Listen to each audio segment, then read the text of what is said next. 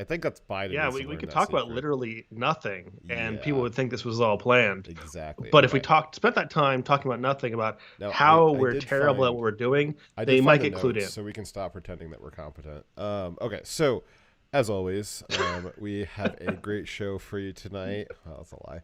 But first, we have to thank our sponsors. This show is only possible because of viewers like you, unless you're on YouTube.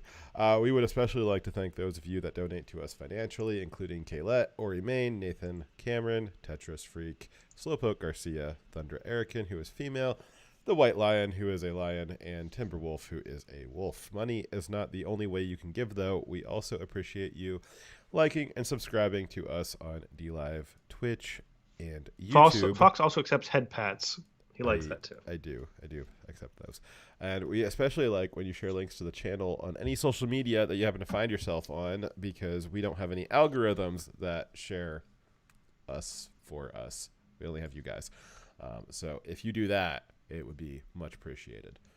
If anything, we have algorithms that take people away from us. This is true. That algorithm being Dyer's personality. Yes. Brutal. Design. So Dyer and I are both on Gitter with our regular handles, though I don't tweet much on there or whatever. I don't know what the Git thing is. I don't know what it's called when you send out something on Gitter. I think it's called posting, maybe. Yeah. Sure. Thank you for the follow, Tileman55. Yeah, you followed us. Especially thank you tonight. It means a lot more tonight. Also, he followed us during that great intro that was definitely planned, which shows he has good taste and shows it's only going up from here. Yeah. How's that YouTube problem going? It should be fixed. It's not. Well, maybe you're wrong. It's definitely not fixed. I can see that it's not fixed. I'm doing my best over here. Give me a second. Best is, well, it's this. Well, yeah, I see a live show with no data. Well, yeah, this is live with Restream. I'm not sure. But we do have 10 people over on DLive. Maybe this is a good one to not do on YouTube anyways. But over in DLive, one of you guys caught my my little story hour or story 3 hours the other night. Did you guys enjoy that? Is that some kind of content that you guys would like to see in the future? Let me know in chat. I had fun. Well, it's live. It's working. YouTube is working fine. Okay. Dyer, did you enjoy my little story time? I'm gonna plead the fifth. Cause you watched it, right? I definitely am going to not answer that question. Yeah. See, this is what happened. Dyer's not really a fan of me at all, so you know, I'm here to watch his content. He doesn't really care about mine. It's okay. Would you accept the lie that I was too busy? No. Ah, damn. I know what you do. I know what other media you consume. Okay. So, do we want to get into our first story from the night? Yes, let's do it. Okay, we'll do our best here. So, our first story is the Supreme Court has ruled Biden's eviction moratorium take 2 as also unlawful, as they did it to the previous version of it. The Supreme Court ruled on Thursday that it was going to block the former vice president. Former Biden's vice president. It's not how you spell vice, Dyer. Okay. The Supreme Court on Thursday ruled for the second time that Joe Biden's eviction moratorium, as directed by the CDC, was unconstitutional. For basically the exact same reason as they did the first time. You guys will remember that Joe Biden, there was an eviction moratorium for COVID. Joe Biden extended it. The Supreme Court found it to be unlawful. And then the White House just reissued it again with a different name. It was the exact same plan. And the Supreme Court has found that that the exact same plan, surprise, surprise, is also unconstitutional. What's crazy about it is Biden accepted that it wasn't constitutional and decided to do it anyways, which just sounds like premeditated crime. It does kind of sound like that. Possibly it's a misdemeanor and high crimes. Let's see here. So Once again, though, we have discovered through the legal process that, yes, for a second time in a row, it is unconstitutional for the executive branch to just declare private property as not being owned by the person who owns it. The ruling has determined that Congress might have the authority to halt evictions, but definitely not the White House. The White House definitely does not have that ability. Yeah. So Congress would have I to would pass go a a step law. further. I would say that Congress should also not have the authority to legislatively deny property rights to lawful citizens. I think that it should not have the ability to do that. Well, so And unfortunately, there's precedent for that, right? We have like War Powers Act, Yes. and we have a bunch of other different things that have been passed in the before that was passed by Congress and authorizes the executive to do unconstitutional things. Now, that's not to say that they aren't unconstitutional. I'm just saying the Supreme Court has precedent of allowing those things in the past. So basically, what they're saying is, if you want to skirt the Constitution, the Congress has to do it officially. Yeah. There's arguments you could say, like, okay, anytime you take on a public utility business where the government requires your service to be operating for national security, maybe you can make an argument that that's something that when you go into the business, you're going into the business with the understanding that you can't just stop providing power to but the that's federal regulation. government. Like that. That's regulation. Right. But that's different from what they're trying to do. They're trying to set the precedent that you owning a house cannot be in charge of that property you own. You cannot require someone who's living on your property and using your property, causing damage to your property, pay for that property and pay you for an agreed amount. That is far different than most of the other situations, except for eminent domain, which is a whole other discussion, where that should be legal as well. But I don't think that generally outside of the utilities area or public works that you should be able to have your property rights taken away from you by even legislation. It's interesting that on Thursday the Supreme Court ruled that to be unconstitutional for the second time, and I'm sure the White House is going to try for a third time. I actually would not be surprised if they tried for a third time. But for those of you that were a part of my story hour on Wednesday, part of the story involved the government making rents and mortgages being abolished, and that nobody had to pay their mortgage and nobody had to pay their rents. And we all saw how that turned out in the story. So it's interesting that I have been feeling for a while that was a relevant short story that needed to be read. And here we are. We're continuing to barrel through this less and less fictional history of the future. Yeah. So I mean, we all know that it's the Marxist idea to eliminate property rights altogether, and this is like a small step towards that direction of you don't really own anything. You'll own nothing and be happy about it. But I think that why should the government be moving the harm that they caused from one group to another? Like, so they've taken away people's jobs, right? And that's the reason why people are not being able to pay their rent bills. But also some of the people who own properties, they also had jobs and they also lost those jobs. They can also be the aggrieved person, right? Now the government's solution to this is, okay, so people who we made it so they have no jobs, they can't pay their rent. The solution to it is we're going to harm property owners also. Instead of trying to find some other way to make good on the damage they cause, they're just harming someone else by making it so that landlord no longer is getting payments for rent, which means they might not be able to pay their mortgage. So now is the person owning the property who is not receiving rent payments and thus cannot pay their mortgage, are they going to lose their property too? Well, there'll be a new subsidization plan passed by the government for another $1 trillion, and it'll be the Save the Poor Landlords Act or something. But Dyer, do not be confused here. They will surely, if there is a group of people who quote unquote need assistance, I'm sure the government will be more than happy to create a new agency and a new free money program to help them out. But I think that they are bending over backwards to help people who are not American citizens and might actually be terrorists, but they are willing to very freely hurt Americans. Well, that's my opinion. So next story, Krieg in chat. We've got we've got like I think 2 more stories to get through, and then we're gonna hit up Afghanistan stuff. Hit me up on Skype, and I will add you to the call when we get to the Afghanistan stuff. Okay. Yep. All right. I thought he wasn't gonna be able to be on. He is suddenly able to.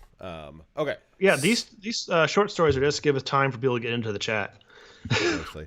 Okay, so our next story is Andrew Cuomo nursing home scandal. It was only 64. I thought it was like $15,000. Andrew Cuomo's nursing home scandal was way worse than we thought.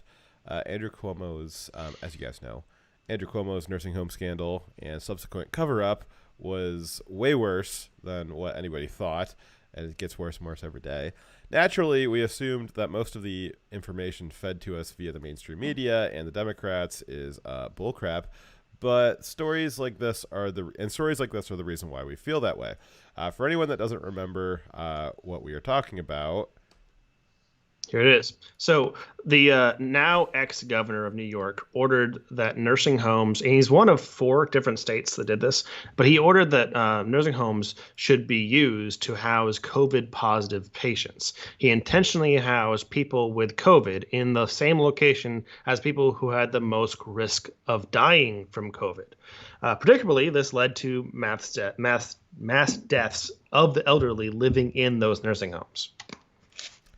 The new governor, I believe interim governor, Kathy Hochul, revealed on her very first day in office the true number of COVID deaths for the state of New York. That Cuomo was stating publicly all the way up. The new numbers that she released show that the numbers that Cuomo had been stating publicly all the way up until his last week in office was missing the mark by about 12,000.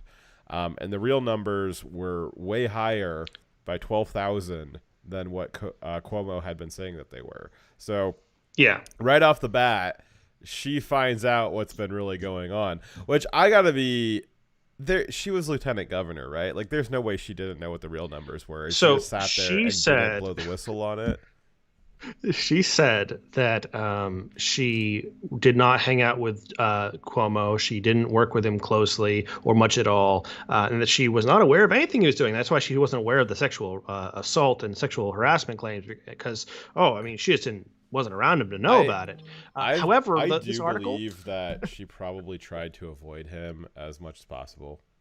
I believe it, but this article actually shows that she was implicated in the cover-up. So, Oof. Yeah.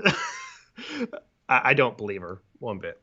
So Cuomo reported that there was 43,400 people who died from COVID in New York, but the real numbers, according to the new governor, was 55,400 people. I wonder what the logic behind the lie is. Like, what is the reason to lie about 12,000? What it was, a state already was one of the top states for COVID deaths. What does he gain by reducing it by 12,000? I don't know. The Wall Street Journal reported also. I don't know either. I think it's just I think it's like Hillary Clinton, where Hillary had this thing where she was known to, she would lie a lot, but she had a lot of like very small lies that were like for no reason, where she would like lie about stuff that like didn't make a difference one way or the other, and it was like provably false what she said, but it was just because she was a pathological liar.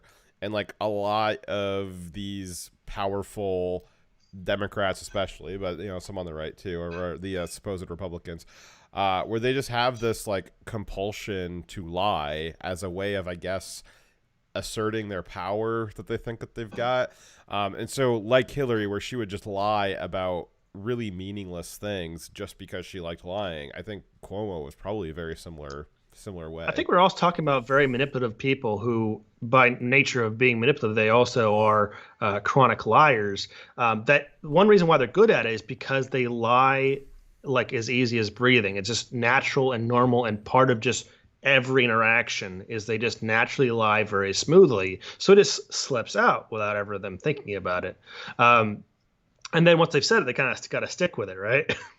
So I think the other thing is too is that the early lies of the how many people were having problems in New York, I think, like especially with their misreporting the nursing home numbers, I think that they kind of got themselves backed into a corner mathematically, right? So like after a while, if you've been lying about it, if you just lie about 1% for a day, it doesn't make a big deal. But if you shave off 1% and you start stacking up that 1% over the course of weeks, months, a year, and you got to somehow get those numbers that you shaved off, you still have to somehow get those into the count. And if you do that at any point, just that extra people that you left out on purpose, you can't add them back into the count. Otherwise, it's going to create this gigantic spike in the data, and it is just not explainable. Yeah, because no one believes F curves, right? I mean, F curves are a well-known, well-documented mathematical phenomenon. Contrary to popular belief, an F curve is how you know that something is not fraudulent. Exactly. F is for not fraudulent. Exactly.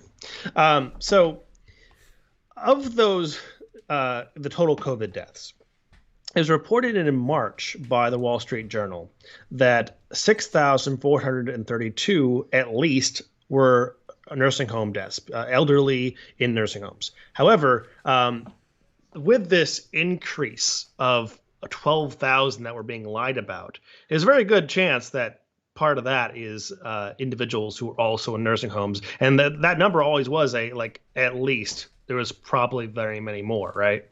And now we know where that number might have been hiding in the 12,000 that Cuomo was lying about and reducing his numbers. Well, by. I mean, to be fair, Cuomo was trying to find where the numbers were hiding. He looked under people's butts. He looked under their boobs. He looked behind their ears. He did a lot of frisking to make sure that it wasn't hiding. Somebody wasn't concealed carrying the numbers. He looked for the numbers very hard. He was extremely hard when he was looking for those numbers. So it was reported also that his administration was many people in his administration were aware of and actively involved in hiding the numbers, and they had discussed in a famous leaked phone call not revealing the information because they're afraid if the State Department, the Justice Department, were to I'm right here. If they were to get that information, they might use it to investigate him. Well, yeah, obviously. I'm concerned that if people see me having done something wrong, that they'll want to investigate me for having done something wrong. Yeah, most people are. Yeah, that's exactly. But he was particularly worried that the Trump State Department would investigate him and hold him accountable for what he did if they released that information when that was requested. So they withheld it from the investigators because the FBI was investigating him. Yeah. Which would have been a problem for New York. Exactly. So the Department of Justice has since refused to investigate or prosecute all 4 of the governors who had the fatal nursing home decrees. So 4 different governors all required that that COVID positive patients go and be housed among the elderly in these nursing homes. And all 4 governors who always had different high numbers of deaths in those COVID nursing homes, none of them are going to be prosecuted by the State Department under Biden. Well, to be fair, I mean, maybe the DOJ didn't want a piece of them, but the FBI certainly tried. The FBI was going to kidnap Whitmer over this. So, I mean, I don't know if it's fair to say that the DOJ wasn't going to hold them accountable. The FBI literally tried to kidnap Governor Whitmer. I mean, I don't know. I said State Department. I meant DOJ, sir. Yeah. The DOJ. I think the DOJ. I mean, I don't know about the other governors. Maybe there's a couple more plots out there. But to say that the DOJ wasn't going to hold them responsible, I would say the FBI attempting to kidnap a governor is pretty big deal. I would say that's. The FBI says that we only hear about 1% of the cases that get stopped by them every year. So maybe they've already stopped kidnapping cases from the other 4 governors, and we just haven't heard about it. It's that possible. they also planned. Yeah. maybe they planned and caught themselves planning 3 other kidnapping cases and stopped them. Yeah, I mean, who would have thought that the story would have ended with the FBI being the attempted hero of the story in stopping Governor Whitmer? At least they're doing something, right? Yeah, exactly. Those goddamn Trump supporting ANCAPs, they stopped the FBI from holding Governor Whitmer accountable. How dare they? Stockholm syndrome is when you have someone who's kidnapped you or holding you prisoner and who's threatening to hurt you, but then they don't, and you appreciate and you bond with them over them choosing at that moment not to hurt you when they have been hurting you. It's kind of like praising the FBI that they've been hurting us, but this time they chose not to. Yes, it is. So one of the reasons why it's difficult for the Biden administration to hold any of these governors accountable, especially New York, is because New York was touted as the just apex golden model of how COVID-19 response should have been conducted, as opposed to Florida.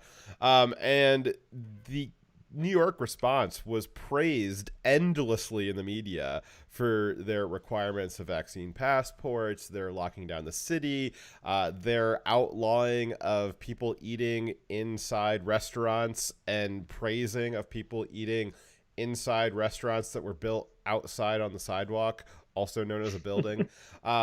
However, even with all of those extraordinary measures,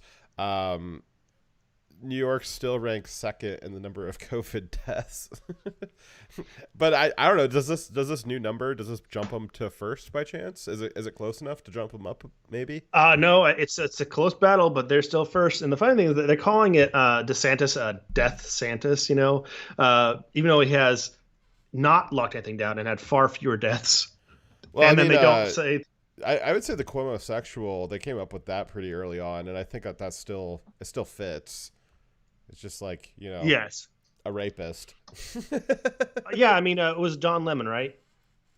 No, it was like a lot of people came up with that. Okay, well, whatever. So we have a bunch of left-wing commentators who feel really, really attracted to sexual assault and nursing home deaths.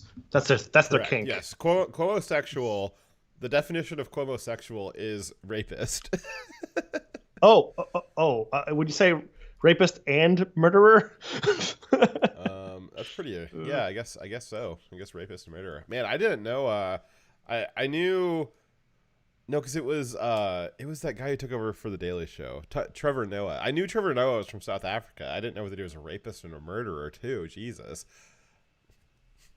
Yeah. Jeez. Well, moving on. Next he'll be necklacing somebody. All right. So our third story for the night is woke teachers are going to teach CRT even if you ban it, and also they're not teaching CRT because the CRT doesn't exist. So if you notice them teaching CRT, you're wrong, and they're going to keep doing. Not allowed to notice that. Yeah. So in Tennessee, the General Assembly has banned the teaching of critical race theory. Their state legislature passed a law at the very end of the legislative season to withhold funding from public schools that teach about white privilege, which I believe their more appropriate framing is that they were banning funding from public schools that teach critical race practice. And when they described it, one of the many different terms they use to try to explain what critical race theory is, because just banning the term gives the Democrats the ability to say, oh, well, we're not teaching that, we're calling it something else. So they went down a list of different things that were being taught, white privilege being one of them. And this article I pulled this from specifically pulled out that phrase. Yeah. Now, while most of the left will say that they're not teaching critical race theory in schools, here is a teacher who is very passionately defending her ability to teach critical race theory in schools, even though she's not. So don't worry about it, because she's not actually teaching it, but she wants to have the right to teach it. So here she is. Of institutional racism and white privilege perpetuated by white supremacy culture. It's hard to read this much with a mask on. Furthermore, stand behind its adoption of curricular materials that adhere to the Tennessee academic standards. Furthermore, stand behind teachers who teach the Tennessee academic standards in a factual manner that represents the truth of this country's history. Furthermore, support and defend teachers' use of materials that incorporate diverse, accurate viewpoints that are representative of the student body in their classrooms. Furthermore, ensure that individual teachers who teach the Tennessee academic standards are not punished for teaching accurate information. Adopted by the elected Metropolitan Nashville Board of Education on the 24th of August, 2021, with this resolution to take immediate effect, the public welfare requiring it. Okay, I want to point out a couple things. First off, this woman couldn't wear a mask for a few seconds of talking. But this is the same people who want to require that all the students wear it without exception. But also, the educational standards she's referring to, they do teach critical race theory, and as she noted, they do teach about the white supremacy and that our government has white supremacy built into it, and they're teaching these lies to the kids. And when she's saying, "Oh, we can teach the standards and teach them factually," she's talking about she believes that critical race theory is factual. And when she talks about allowing true opinions about critical race theory, then she's saying she supports allowing their view of what is true, which is critical race theory, not any opposing opinion. Correct. So you can have a state ban it, and by ban it, they had the power of just restricting funds from schools to teach it. But the schools may still say, well, we're going to teach it anyways. So make sure you know what your schools are teaching your kids, and don't put your kids in a school that's going to try to turn them into little woke bots.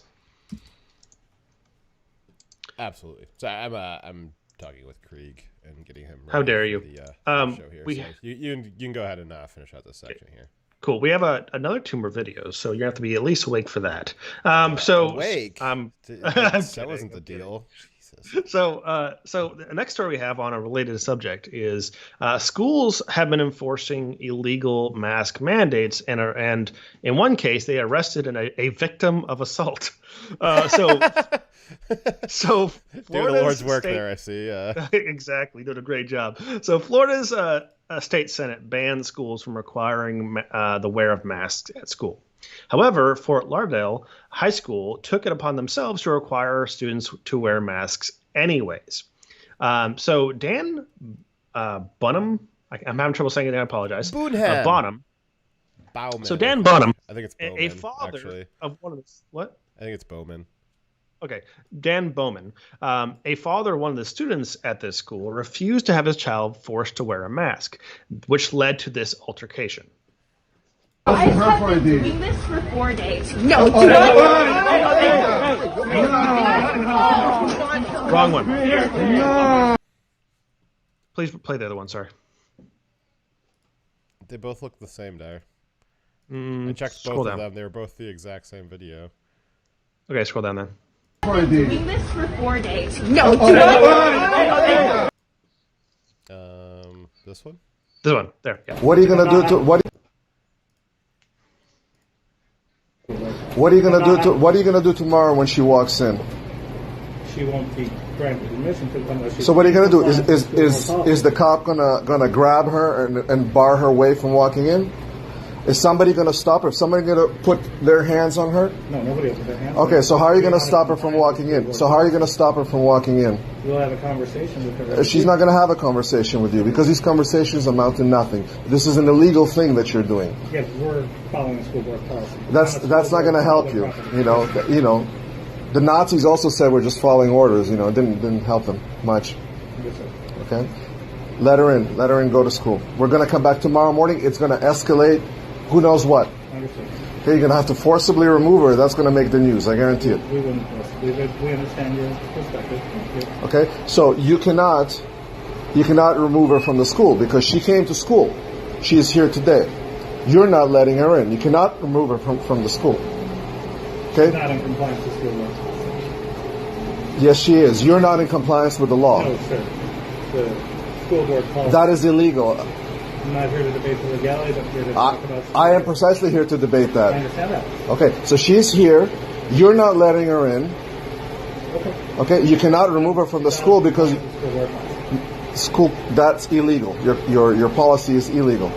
It's illegal. Do you understand? Illegal. Do you understand illegal? Do you understand illegal? It's against the law. You can't do it. Okay. Okay? She's out of compliance with school board policy. She will not be given her. Okay, so everyone's showing the second video about him having that very short, out of context interaction. But I wanted to show what would predicate this. That's the same guy, the one that's in the video being tackled. He's one who previously was trying to bring his daughter to school and trying to drop her off, and they wouldn't let her enter the school because she was not wearing a mask. They demanded that she wear a mask because of the school board policy. The school board policy being illegal because the state said that their schools will not make policies requiring masks. So they arrested him for assaulting the student right there. But if you slow down the video and you look carefully, what is happening is he's, just like in the previous video, he's recording his interaction while he's talking. The girl grabs his phone and he tries to pull it back, and they arrest him. You can see that. I'm watching right here. You guys watch. Yeah, you watch his. If you watch, you can see his phone in his hand. You can watch. He's got it up with two hands, and all of a sudden his phone lurches forward. Like that doesn't. Like, why would he lurch his phone forward? Yeah, the student stole. See, her hands on it right there. Yeah. And he's obviously trying to get his phone back. He's grabbing back for it. As anybody would be holding your phone. If you're holding your phone, if it goes to grab for it, you're obviously going to like recoil back because it's your phone. It's like very, very personal to you. Right. Also, it's currently unlocked, so they could do anything they want on his phone.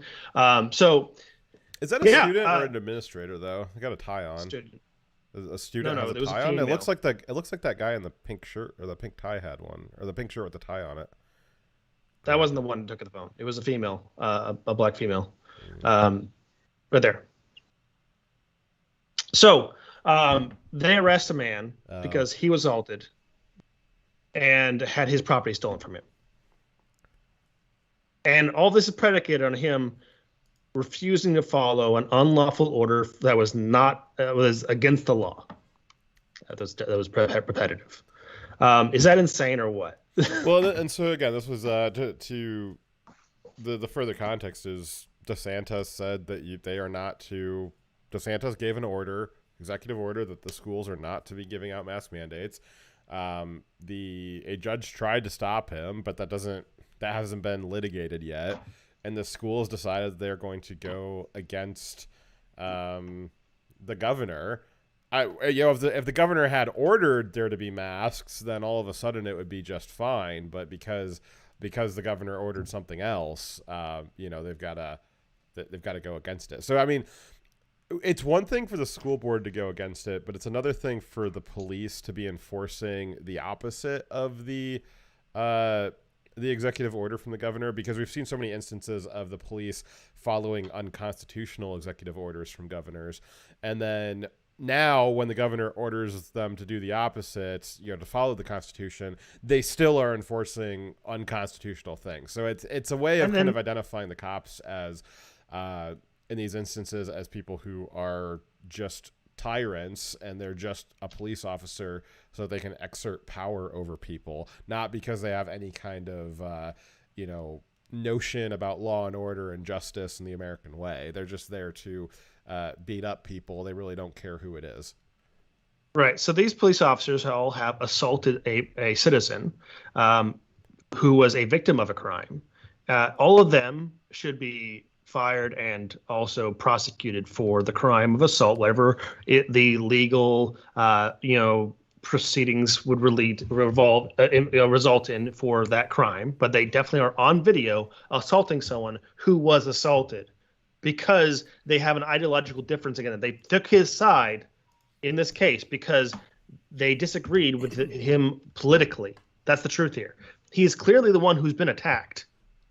Yep. He's had his property stolen. He's the victim, and the arm of the state, which is the police officers, have chose to attack the victim. They should not be police officers and should be held responsible for damages for what happened to him here. And the school board, who actually instigated this thing happening, Well, should they should also be have some the school board relieved, doesn't get possibly to... arrested or charged, because they set up a situation where the police officers are doing this as well. They're the ones giving the orders to remove him and to treat him. The school board has a limited scope of administering the local school district. They don't have infinite, I don't know, like leverage or autonomy to just do or teach or implement whatever policy they want. I mean, if they wanted to re-implement a policy that black students weren't allowed to go to the school, for instance, they don't have the authority to make that kind of decision.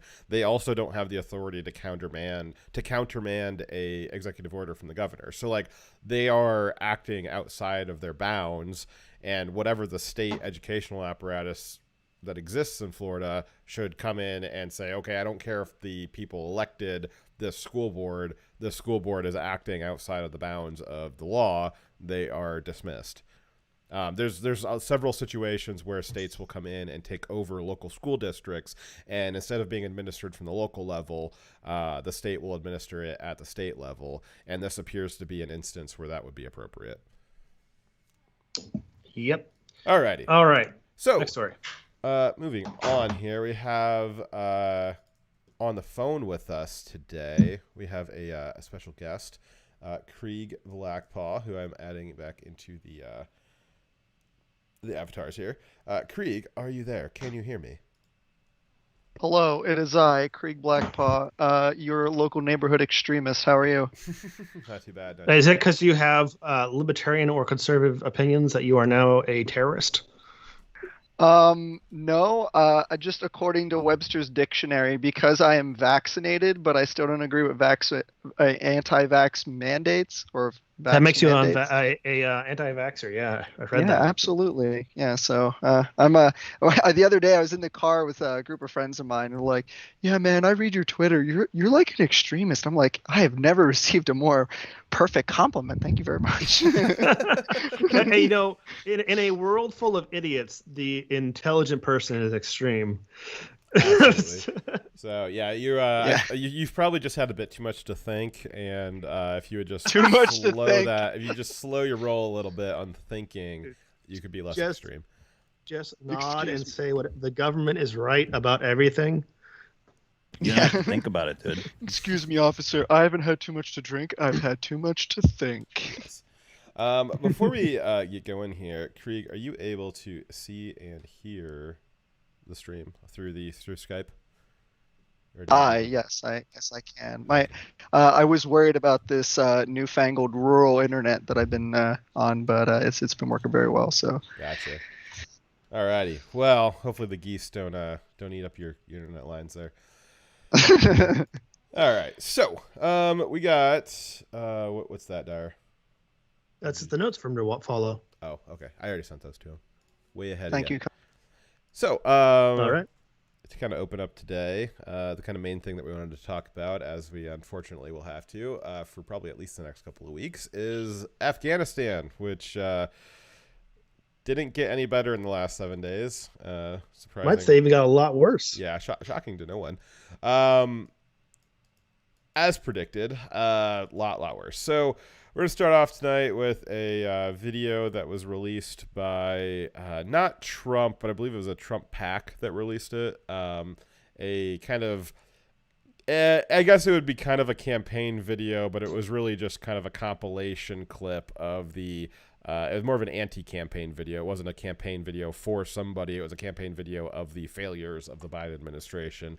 And this video kind of captures the extent to which we've failed as a country, mostly due to the leader here in the last 2 weeks here. So let's watch that to start off with.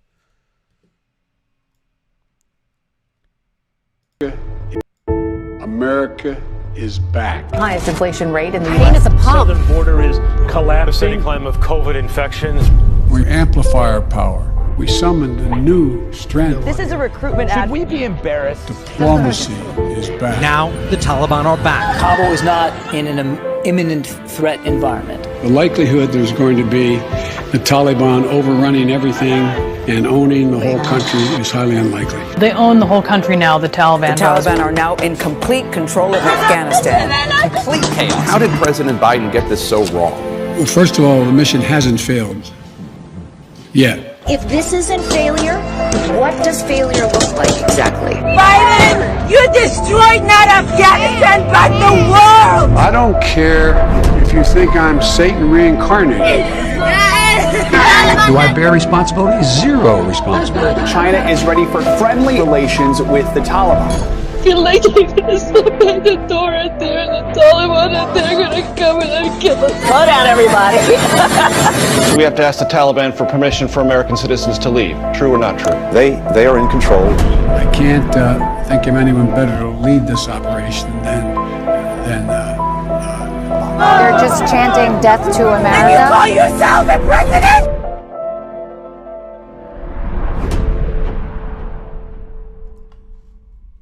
Well, unfortunately, that was, as pointed out by some other commentators, it was essentially minorly editorialized. It was essentially just a compilation of news clips and Joe Biden quotes. The editorialization of just stringing them together, I think, just only gave it context. And unfortunately, that is the sorry state of America that we find ourselves in this week.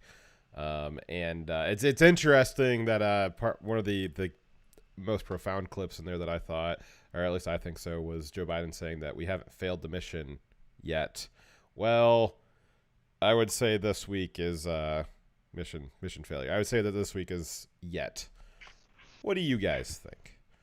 I think the mission was failed months ago, and that there's a certain point where you're in a unwinnable situation with the current context, and you can only mitigate the failure. And that's what they're doing right now, is doing the best they can to mitigate. Well, sorry, some people are doing the best they can to mitigate, while others seem to be working very hard to make it be as much of a failure as possible. Yeah, I don't know. I feel like it. I want it to be mitigated. I want them to try to, accept the failure of what it's been so far and attempt to try to correct course. But I don't know. I don't even know if they're doing that. I think they're still bumbling around, and they've bumbled into like casualties of our own people, which is probably the worst that you could do. I don't know if it was me, and I don't know what your take is on this, Dyer, but like I'd be deploying troops more, like the entire 101st or the 82nd, and completely controlling the entire area so ISIS can't proceed.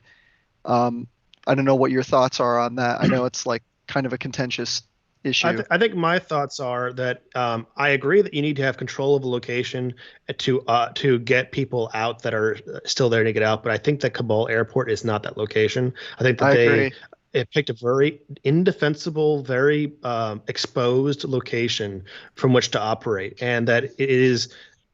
You can try the best you can from that location, but you are exposing everyone to a lot more threats. If you want to do it right, you might want to take a location like Bagram back. It's not currently occupied by the enemy with a large force. That'd be easier to take back, and you could fly to and extract people that want out, and also be able to do it with better security. That's something you could do. You don't need a massive force to do that. You would probably need to deploy and redeploy people for a short amount of time just to get the people out we need out. But I'm not including in this massive amounts of Afghanis that are not even people that worked with us. They're just random people who are, pushing their ways through our gates. I'm not talking about that. I'm just get out. You need to narrow down the mission to what is important. We need to get the Americans out, get our equipment out, and leave. Anything we can't bring with us, I'm fine with you dropping a bomb on it to make it so not usable. But I don't want to have this expansive mission of let's bring a million Afghanis with us. No. This is fucking insane. No. Thank you, Wolf336, for donating the lemon. Much appreciated. Kind of my take on it right now is I understand the need to I understand the desire to retake something to get kind of a new foothold back, but at this point I think that we can't. I can't. I don't think that there's any way that we could possibly send in any kind of military assets to retake anything at this point. And the reason is the leadership. I can't. There's no amount of sending in squadrons, platoons, men on the ground. There is no amount of that can compensate for the absurd lack of leadership in the chain of command right now.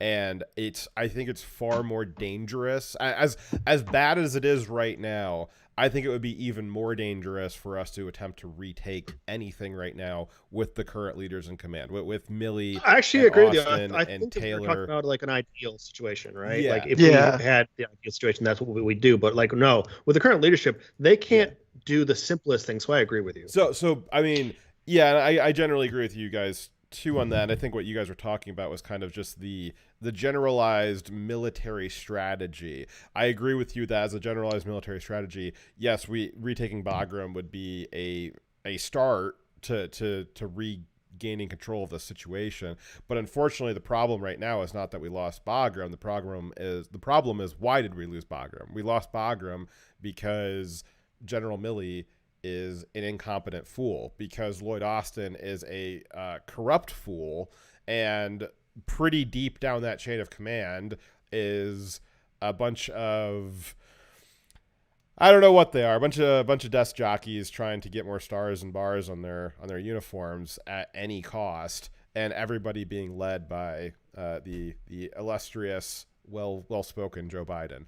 I don't think Joe Biden is leading anything. I think that he is just there trying to survive, or he has a group of people around whom are actually in charge, and he doesn't even know what the hell he's doing. Yeah, he's not Abraham Lincoln, for sure. I mean, if I look at historical context for, the failure of high command and leadership, I mean, Lincoln went through how many generals before we got to Grant that finally was able to kick Lee's ass. And the thing is that, even looking at the context of the Civil War, Lincoln was not out there commanding troops, on horseback, but he was at least trying to coordinate the best people for the job. And Biden, listening to his speech this past week on the issue, his address after, the 13 service members were killed, it sounds like he just completely and totally trusts the leadership. And I think the military leadership, and he's just doing whatever they say, and they're completely incompetent and unable to do the job, maybe almost as much as he is. And it's just he's lost. I mean, he's not a leader. This is what happens when you elect, a senator, someone from Congress, someone from the Senate to a leadership governance position. They sit there and they flounder around because they've never had to, other than their freaking, their staff, their aides, they've never had to command. They've never had to, lead and tell somebody what to do and make hard choices. And then he appointed people who are incompetent as well. Sorry, exactly. Say that again, Dyer. See, he appointed people who were incompetent, non-strategic thinkers because he picked them for political reasons. Like, oh, this person fits this, identity, bit, or this person is a supporter of my campaign. He donated, millions of dollars to my campaign. So I'm picking these people, and they actually can't do the jobs and can't advise him on the things they're supposed to be experts on, like Austin. There's no way I think he's actually an expert at military strategy, nor do I think that Milley is. Well, Milley and Austin are both largely been responsible for Afghanistan for a majority of the time that we were there. Milley, so there's a lot of evidence I'm right. Yeah, Milley was in charge of the Afghan theater. He had a lot of direction on it for I think about 10 years. I know Lloyd Austin was in charge of the Afghan theater or the Middle Eastern theater for I think it was from 2007 to 2016. So they both have had their hands pretty deep in this. I mean, it's almost Cuomo levels of deep hands in this thing. And all of what's going on, they either directly set it up. All of these failures with how Afghan folded immediately was them helping set that up for the last 20 years. And then the the response to that was 100% entirely their responsibility, and it was a complete failure. They failed to set it up, and then once it fell, they failed to take command of it and fix it or prevent it from falling further. And back to your point about senators not having to actually execute anything. I mean, that's particularly true for Joe Biden. He's got a very long track record of being extremely wrong on all of his foreign policy positions. We've got a long track record of him saying anything he needs to say in the Senate just to make sure that he's on the power side of whatever the issue is. If it was advantageous for him to be against abortion, he was against abortion. If it was advantageous for him to vote for the Iraq war, he voted for it. If it was advantageous for him to do anything to vote for police, he would do it. If it was advantageous for him to say defund the police, he would do it. And that is not, as Krieg pointed out, that's certainly how you get to be a senator for 40 years. But that is not how you are an effective leader to be the president. So one thing I noted in a lot of the news coverage, by the way, I've been watching a lot of left-wing news coverage recently, and it's driving me slowly insane. But repeatedly, they've been saying that Biden, his great thing he's good at was that he is known for being the consoler in chief, that where he shines is when there's been a tragedy and he's showing that he's empathetic and he feels how the victims are feeling. That's what the left-wing media are saying is the good thing about him. Not that he can deal with crises or he has solutions or he's a good leader. It's that he really looks like he cares. Well, let's we actually have a clip of Joe Biden caring. Let's watch that for a second here. Kind of, I think we got some specific topics that we need to cover here. We're kind of just doing this free form right now for those of you listening. But I don't think it's a secret to anybody that Afghanistan had a lot of bad events happen the past week, one of which was a series of suicide bombings in which 13 service members were killed. And this was part of a longer speech that Joe Biden had in response to that. And here we can see where Joe is supposedly kind of giving out his empathetic Joe. He's the Democrats, they're so caring. And here's Joe trying to explain to the families that he knows what their pain is, and it just comes out as really well. We'll let you guys watch it and judge for yourself. And we're outraged as well as heartbroken. Being the father of a Army major who served for a year in Iraq and before that was in Kosovo as a U.S. attorney for the better part of 6 months in the middle of a war. When he came home after a year in Iraq, he was diagnosed, like many, many coming home, with an aggressive and lethal cancer of the brain. We lost. We have some sense, like many of you do, what the families of these brave heroes are feeling today. You get this feeling like you're being sucked into a black hole in the middle of your chest. There's no way out. Now, I've got no doubt that it was tough for Joe to lose his son in the way that he did, but a little bit of a fact check on there. So Joe has, but Beau Biden was not in the Army. He was in the National Guard. He was not a U.S. attorney in Kosovo. He was a JAG, a National Guard military attorney. And Joe Biden has claimed repeatedly that Beau got brain cancer from being in the military and that it's due to chemicals or depleted uranium rounds or fires. I don't know. That is what gave Beau brain cancer, and that lots of Middle Eastern vets are coming back with brain cancer. That's been shown to not be not shown in the data. At least there's no the cohort of veterans from Middle Eastern wars the last 10 or 20 years. They do not have any kind of statistical deviation in the amount of brain cancer that they receive. Going along with that, so Joe kind of trying to, again, I'm sure he does feel awful about his son dying. That must be awful. Must be really truly terrible.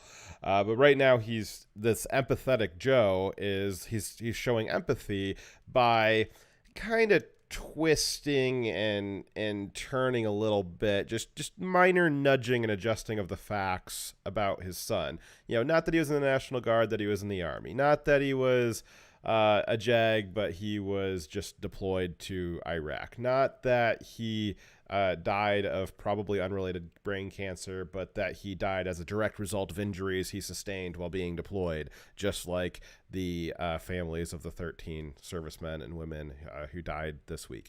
So he's right out the bat. He's starting it with, I don't want to call them overt lies, but it's tapping on the truth a little bit there. It's a nudged half truth. It's implying things that are not necessary. He's implying things that aren't true. So to start off with Joe Biden's empathy is to lead off with facts that just aren't so. Furthermore than that, the 13 servicemen and women that died as a direct result of decisions that Joe Biden made. So it's a little bit different than your son dying of cancer. It's a little bit different when the guy who did that, who made the decisions that directly led, and I believe that we can prove pretty conclusively that Joe Biden is responsible for those decisions that led to the deaths of those 13 men and women. Because had they decided to retain Bagram Air Base instead of giving it up and done the evacuation out of Bagram rather than out of a civilian airport, there's really no chance that there would have been a situation in which suicide bombers were able to penetrate the gates and the Taliban was guarding the perimeter and blowing people up. So this empathy, it just rings very hollow. Now, maybe a couple years ago, Joe Biden might have actually been able to deliver it in a tone and cadence that was convincing, but the Joe Biden that stands before us today is unable to, due to obvious dementia, obvious degradation in his mental faculties, obvious degradation in his energy capacity, unable to deliver those even in a convincing manner. And so you have, again, this famous Joe Biden empathy, starts off with white lies, is delivered in an unconvincing way due to his illness, and then just rings extremely hollow because the reason why he even has to be empathetic to begin with is because he made decisions that got 13 military members killed. And many more injured. And I want to point out that you can watch videos of him 8 years ago where he's not speaking like this, where he's not in this level of mental decline. The reason why he's tripling over his speech is not because of the speech impediment.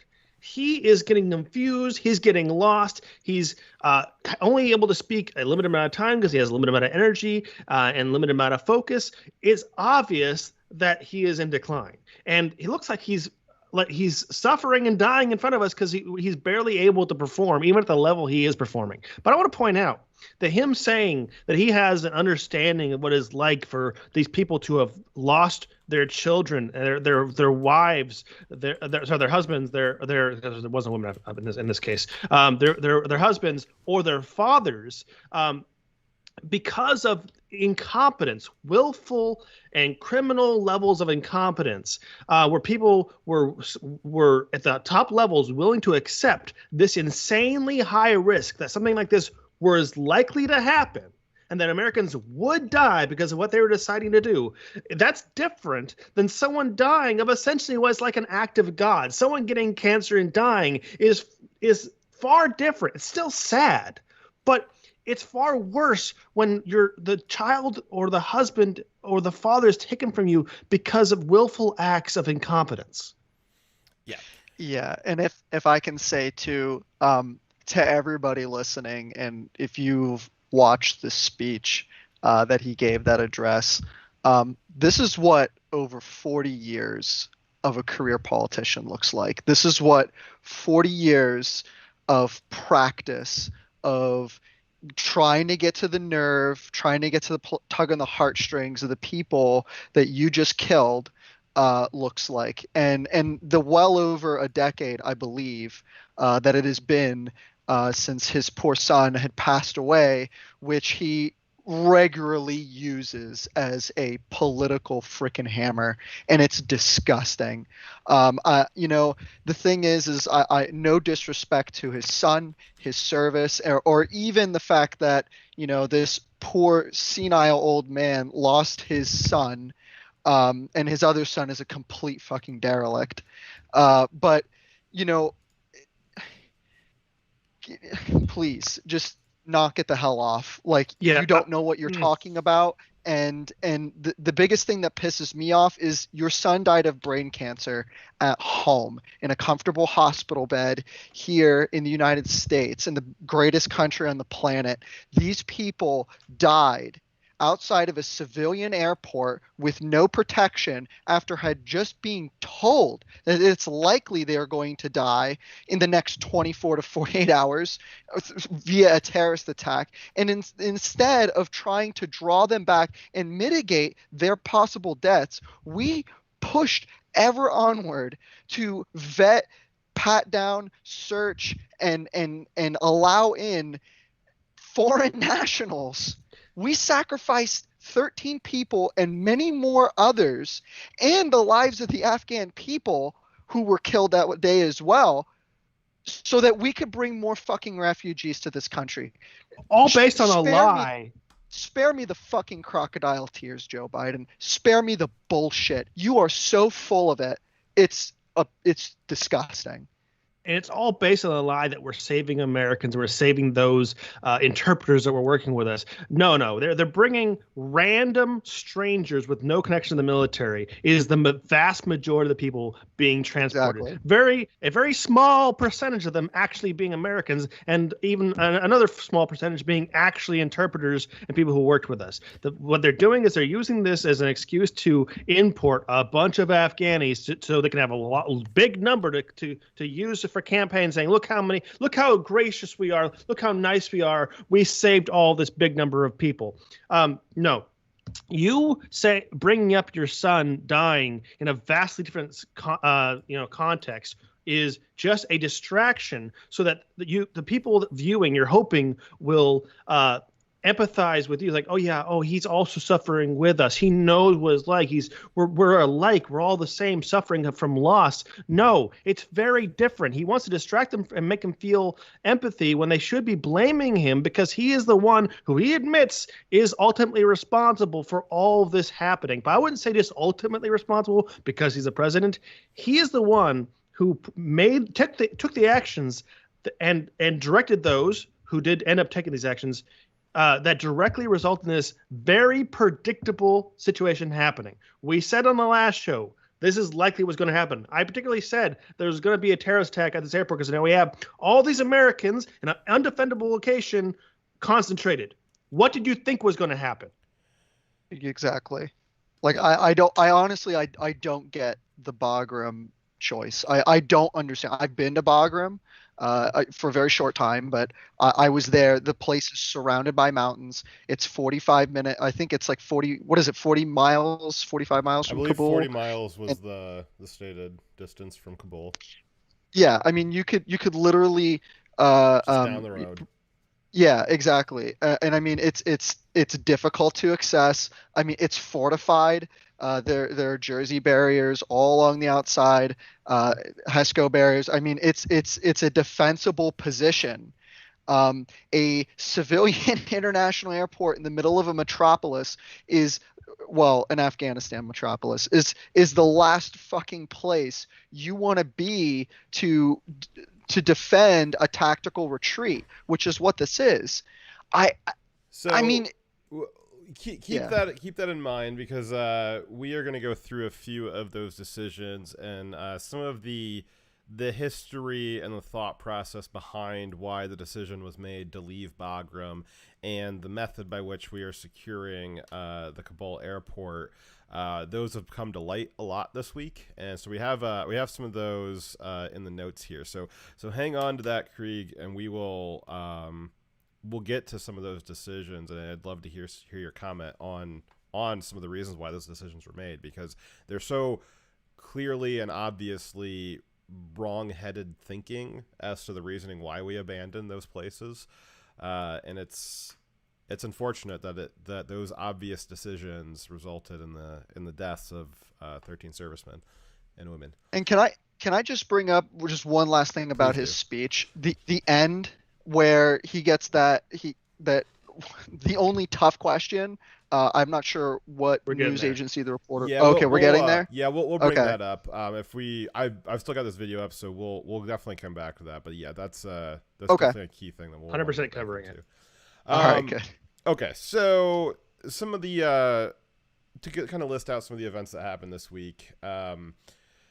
Thursday, coalition forces at Kabul airport, which coalition forces. I don't know if that really means anything these days. There's still some Brits there. Yeah, I think that there's a collection of our former allies that are still residing at Kabul airport, but whether or not we're a coalition anymore. Several countries sent small teams in to ensure that their people were actually getting on planes, and they're actually running their own operations. So I don't know. I guess the former coalition forces that still remain at Kabul airport are still conducting evacuation operations. And on Thursday, they were warned by the State Department of an imminent attack from ISIS-K, which we're going to get into ISIS-K here because ISIS-K is pure propaganda. It's like they might as well have called them Oceania. So there was a warning went out from the State Department, we believe via Twitter. So, while you were standing outside of the airport, hoping to escape the Taliban, killing you, and you're just sitting outside the airport in 160-degree heat for 5 days with no food and water. I'm sure you were quick to check Twitter and definitely were keeping your phone well charged, just waiting for the State Department to tell you to leave. So a warning went out from the State Department. Obviously, the military received that as well. There was a decision to have Americans leave that area, and so all that remained were Afghanis, supposedly, and U.S. military troops who were helping process in Afghanis, either SIVs or random Yahoos. Who knows? That aside, there was a decision for the military members to stay and continue processing. The attack obviously went through. I believe that there was there was initially two suicide bombings at one of the gates. And there was a third suicide bombing at a hotel where U.S. troops and U.S. Civilians or citizens were residing at. And I had said earlier in the day, when Dyer and I were talking about it, when it was kind of a live developing situation, that one of the things that they've probably learned from the initial suicide bombing was, where was everyone going to go when there was a warning that went out that there was going to be a suicide bombing? And we know that at least some of the American group, they went to go to this hotel to stay there. And so that was an obvious next attack for the suicide bomber. And that was where a lot more civilians and a lot more servicemen and women were killed at. So I want to dig into ISIS-K here for a second, because ISIS-K, this is a new term. Krieg, when was the first time you heard ISIS-K? Like as soon as the bombings took place, this was the first time I heard of it. Okay, so like Thursday, Wednesday, Thursday, probably. Yeah. Okay, Dyer, when was the last time you heard ISIS-K? Around the same time. Okay, I think I heard it late last week, maybe Friday or Saturday last week. So I think Biden had said it in a speech or something. I'm sure a lot of you in chat, let us know. Give us a number of days. I'm sure there'll be very few people who have double-digit days that the last time that they heard, or the first time that they heard ISIS-K. It's a very, very new phrase, right? And we were told by Joe Biden several times this week that ISIS-K and the Taliban are mortal enemies. They're They're diametrically opposed, and I guess in some ways that means that the Taliban's now our friends against ISIS-K, because I guess for some reason ISIS-K is worse than the Taliban, though nobody knew about ISIS-K until just this week. So who is ISIS-K? Well, ISIS-K, if you asked people who were in quote-unquote ISIS-K, they would not call themselves ISIS-K. ISIS obviously stood for Islamic State in Syria. ISIS-K is supposedly an offshoot of ISIS that grew up in Afghanistan in a province called, I can't remember, it was like Right here. Khorasan, the Khorasan province. So that's where the K comes from. So right off the bat, Islamic State in Syria, Khorasan, Afghanistan, that just doesn't make any sense at all. So why would they call themselves ISIS-K? Well, they don't. They just call themselves IS-K, which, as Dyer mentioned to me earlier before the show started, a lot of news articles that were formerly reporting ISIS-K have now begun updating to say IS-K. So even IS-K is misleading. So the group, we were told by Joe Biden, it's probably where a lot of us heard it for the first time, from Joe Biden, that ISIS-K is diametrically opposed to the Taliban. First off, it's not ISIS-K. I believe that name was chosen for a propagandistic reason to distance ISIS-K or IS-K as far as possible from the Taliban, and to maybe even evoke this suggestion that Trump failed at defeating ISIS. IS-K, as they call themselves, was founded in 2015 by several hundred Pakistani Taliban fighters. Not by ISIS fighters, by the Taliban. It attracted extremists, including members of the Taliban, which have just, as of this past few weeks, toppled the U.S. government-backed government in Afghanistan after a 10-day Also, blitz. I want to point out that they also, this Taliban group going by ISIS-K, or IS-K, sorry, they've been transporting a lot of the military hardware that they have taken from Americans down to Pakistan. Yes. But I want to reiterate that. So IS-K was founded by Taliban fighters. The IS-K is a split off from the Taliban. Now the current administration is trying to evoke this notion that it was a split off from ISIS. That's why they called it ISIS-K. That term is pure propaganda. Again, they might as well have called it Oceania. This is really a Taliban split. It's not an ISIS split. It's a Taliban split. So to say that the Taliban is diametrically opposed to IS-K is just not true. They very recently split. The Taliban has been going strong for several decades. Versions of what the Taliban is now is based in groups that were around for 1,000 years. So having a split 6 years ago, probably not that big of a difference. Now, if you can believe it or not, IS-K is a little bit more violent than the Taliban. But generally, they believe in the same thing. They would like to create a worldwide caliphate, and they don't like the U.S.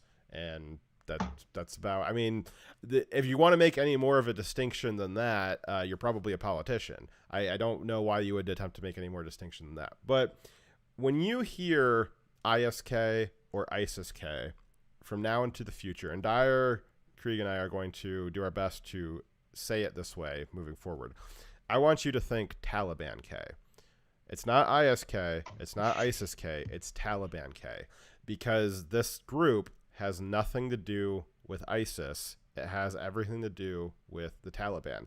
And the reason why that's important is because of some stories that we're going to go through here in a second of the U.S. military having as a keystone in their operations the idea that the Taliban will be providing security for the U.S. In Kabul against Taliban-K. Why would the Taliban provide us security from Taliban-K? It doesn't make any sense when you say it like that, does it? Which is why the State Department and the intelligence agencies have made a decision, and in my opinion, they've made a decision to put out a propagandistic term of ISIS-K as a way of keeping the American public confused as to what's going on there. But when you hear ISIS-K or you hear ICE-K, I want you to hear Taliban-K. And that's going to be really important moving forward here, because we're going to keep hearing, oh, the Taliban is helping protect us from IS-K. The Taliban is diametrically opposed from Taliban-K. Taliban-K, like, they're the bad guys. They're the real bad guys. We're the enemy. Taliban-K being the enemy of the Taliban makes the Taliban our friends. It doesn't make any sense. Yeah. That's why they had to change the terminology. So, shortly back to... I sent you a link. Can you open up real quick? It's on this topic. I can open it. You want to talk while I open it? Okay, so this is an example of what you're referring to. This is the Mirror on the 26th of August reporting ISIS-K, that fake name that doesn't exist. It's just something that they are miswriting, because I guess it's what Biden had said. That isn't really a thing. And they're saying that Taliban's sworn enemy is ISIS-K because they kill babies and raise execution cubs. Kind of sounds a lot like the Taliban because they do the same things. Yeah. So what's the meaningful distinction? Yeah. So if you dig through kind of what Taliban-K versus the Taliban would do, Taliban-K is going to be a little quicker to kill people. The mainstream Taliban is going to be a little more likely to try to leverage hostages to get some kind of reward on the international stage. Taliban-K is a little bit more, brutalist about it. We'll just kill and move on from there. Taliban is a little bit more political about it. But by and large, they have the exact same goals. 95% of their ideology is indistinguishable, and the remaining 5% is just a difference in opinion of how to punish it. Right. So shortly after on Thursday, shortly after there was warnings that 2 suicide bomb attacks from Taliban-K were imminent near the airport, 13 U.S. service members and at least 60 Afghans were killed. 18 U.S. service members and at least 140 Afghans were also injured in the attack. And initially, it kind of kept getting worse and worse. I remember, Dyer, we were talking about it kind of as it was breaking, and initially it was 4 servicemen were injured, then it was 10 servicemen were killed, then it was 12, and then it was 13. It was kind of like every couple of minutes an update got worse and worse and worse, and there's actually still several. You can see here, 18 U.S. service members were injured. Some of them are still in critical condition, and being badly injured. Being in critical condition in the current environment of Kabul is probably not real great. Yeah, I mean, a doctor can stabilize you after being filled with shrapnel, and you're starting to look like you're okay. But then a piece of shrapnel just slightly, moves inside you because I can't remove it all, right? And just cuts an artery, and you bleed out without warning. It's like he was fine 10 minutes ago, but then he sat up, and now he's dead.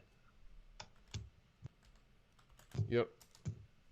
So one of the bombs that went off at the entry gate of the U.S. controlled airfield, which means that the Taliban security force, in quotations, did not check the people's approaching the gate as they agreed they would. No shit. Why would the terrorist enemy we've been fighting against for the last 20 years, protect our guys or give a shit about them, right? Why would we trust them? I have to ask Biden that. Yesterday, Biden gave a disastrous speech about the ongoing crisis in Afghanistan and responding to the attacks on the airfield.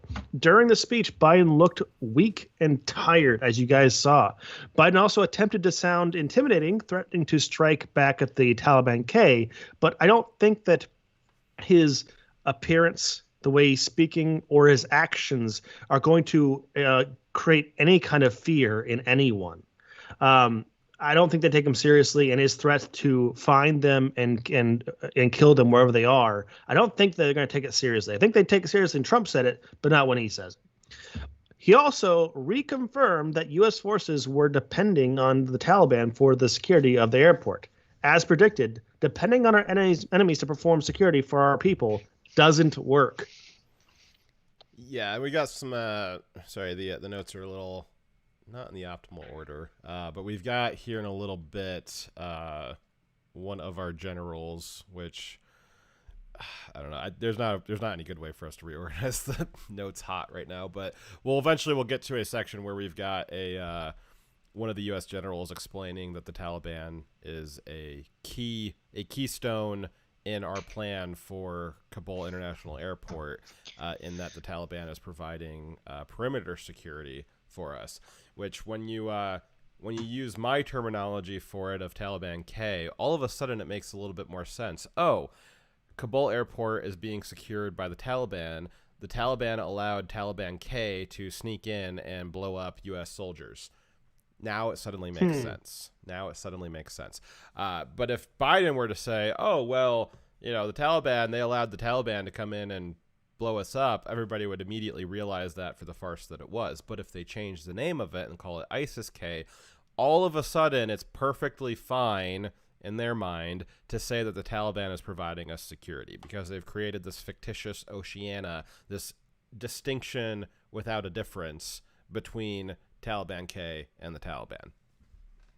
It's kind of like as if, the whole January 6th thing went down, and we caught the horrible, evil or insurrectionists and we locked them up in solitary confinement as political prisoners. And then we turned around and said, hey, you know what a great idea is? We're going to have those people guard the Capitol. It's going to be a fantastic idea. Nothing strange will happen. I think we should get right on it. I think Nancy Pelosi would love that idea.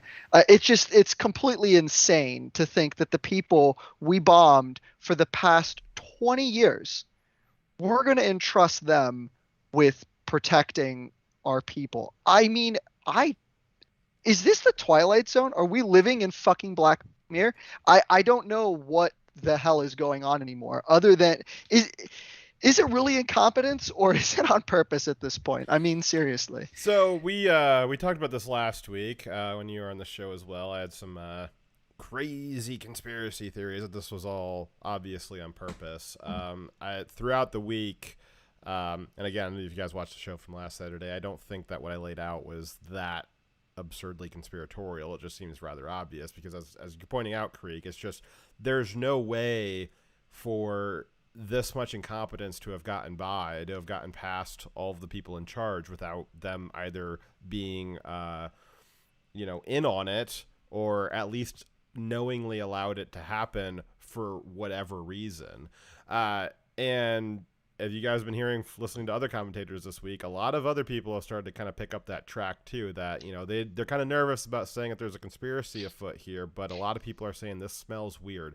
There's way too many things that went not just wrong, they went perfectly wrong. They went perfectly wrong to ensure that the evac was as disastrous as possible. They went perfectly wrong to ensure that as few Americans and as many random Afghans as possible got out of the country. They went perfectly wrong enough to engineer a situation in which the Taliban was guarding U.S. troops who, as you pointed out, were being, bombing each other 3 weeks ago. And engineered a situation in which these soldiers now had to rely on the Taliban to protect them from Taliban K, and with the obvious result of that not being a very reliable security force, engineered in such a way that we would now have to go back to full-scale war to even have a shot at recollecting any semblance of a foothold in Afghanistan or the region, and then obviously engineered in such a way that we will be extremely embarrassed and devastated as a country throughout the next few weeks and months and probably years as Taliban and Taliban K start finding those tens of thousands of Americans that Joe Biden left behind and doing various things to them on tape and spreading those images around the world. Yeah, I bring up the January 6th, insurrectionist fucking analogy because I don't know how else to try to explain it to people who are still to this day defending the actions of the commander in chief and his administration. I mean, how it's the Taliban, man. They the shit that they do, the shit that they did and continue to this day to still do would make the most severe horror enthusiast throw up and possibly pass out. These people are animals, barely deserving of the frickin' title of human being. And we're seriously, I don't get it. It's completely insane. And the fact that the Republicans haven't done more other than, issuing impeachment for the Secretary of State, it's insane. I don't know anymore. I'm kind of numb at this point. Yeah, it's very by the time we got to the show today too, I've kind of numbed out a lot of the rage I've had earlier in the week at watching some of the stuff, because you can only hit those heightened emotional states for so long, and unfortunately we've come a long way, and we got a long way left to go through whatever the hell this situation is, and it's been very draining. I imagine it's even more draining for you guys. The to kind of expand on your analogy though about Nancy deciding, it would be like if Nancy decided that the January 6th rioters, that they should be securing the Capitol. I think another analogy might be that maybe the U.S. would rely on China to secure the perimeter of Taiwan while we remove troops from Taiwan, I know we don't have any troops in Taiwan apparently, but certain senators think that we do, or perhaps relying on, back at the end of World War II, relying on the SS to secure our withdrawal from Italy. It just doesn't make any sense. And that's exactly what we're doing right now. We just finished bombing the Taliban into dust for the last 20 years. And now we're reliant on them to secure the safety of our men and women in uniform, and it had the obvious results. And the decision for that rests solely on Joe Biden. Joe Biden is the one who's been out there. He's the one who introduced the country to the new term ISIS-K. He's the one that was justifying our, I guess, partnership in a way with the Taliban, and directing the military to do that. And as we'll talk about here in a minute, directing his State Department to deliver a kill list of American civilians and Taliban, or American civilians and Afghani collaborators to the Taliban, so the Taliban can more quickly track those people down and kill them.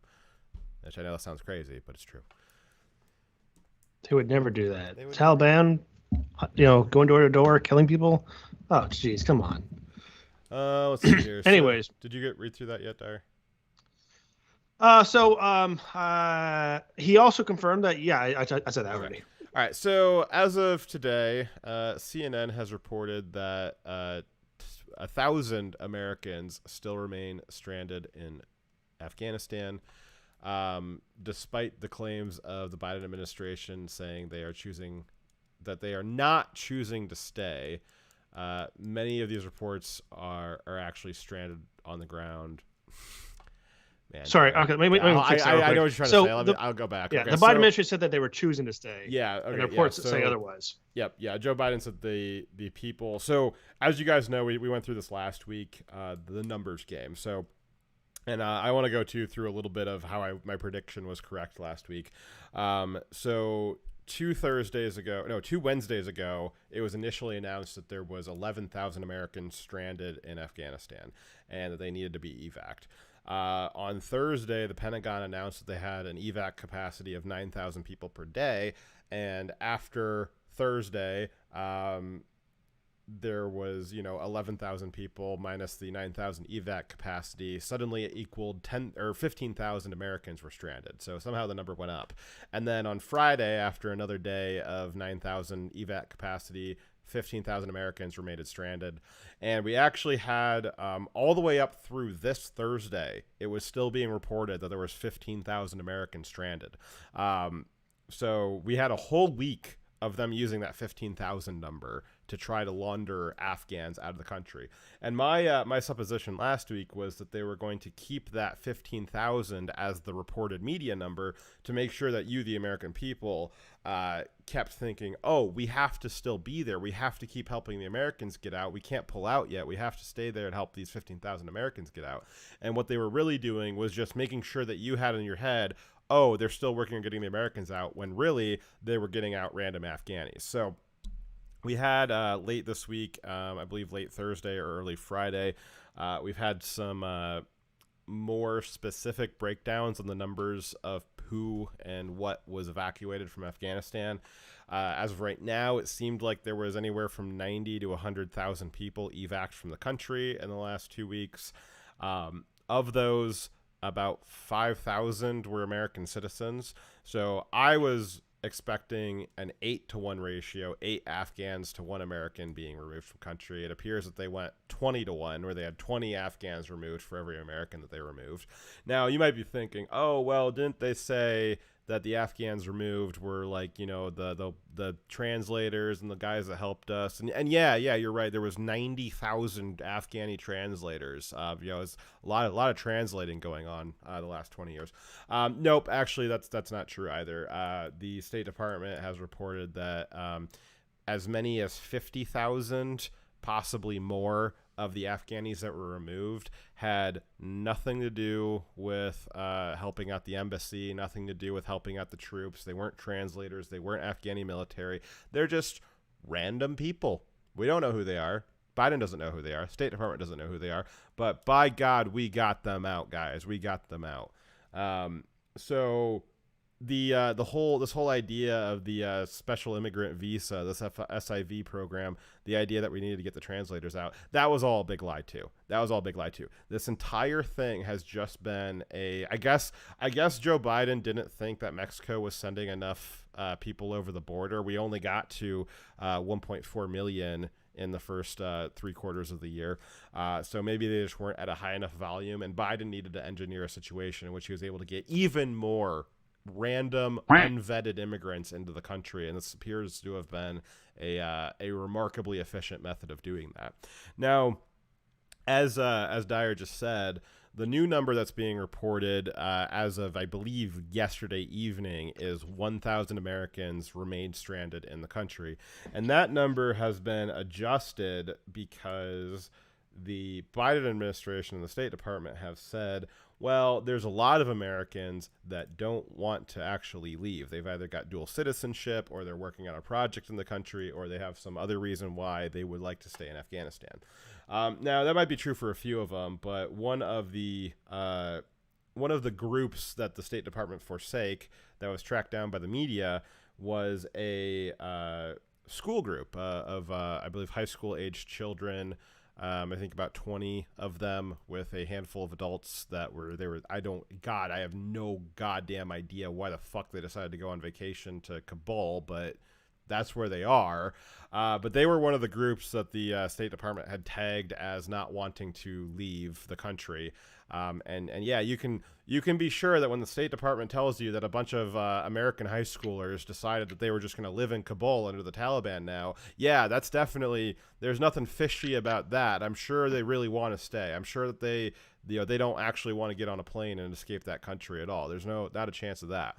So finding even one example that egregious where the State Department's obviously lying, because the interview with that group was that, yes, they would like to leave the country, the State Department just won't return their calls, means that probably there's a lot more people out there who are Americans that want to leave the country and are now unable to, due to a plethora of decisions that Joe Biden has made in the last several months and weeks.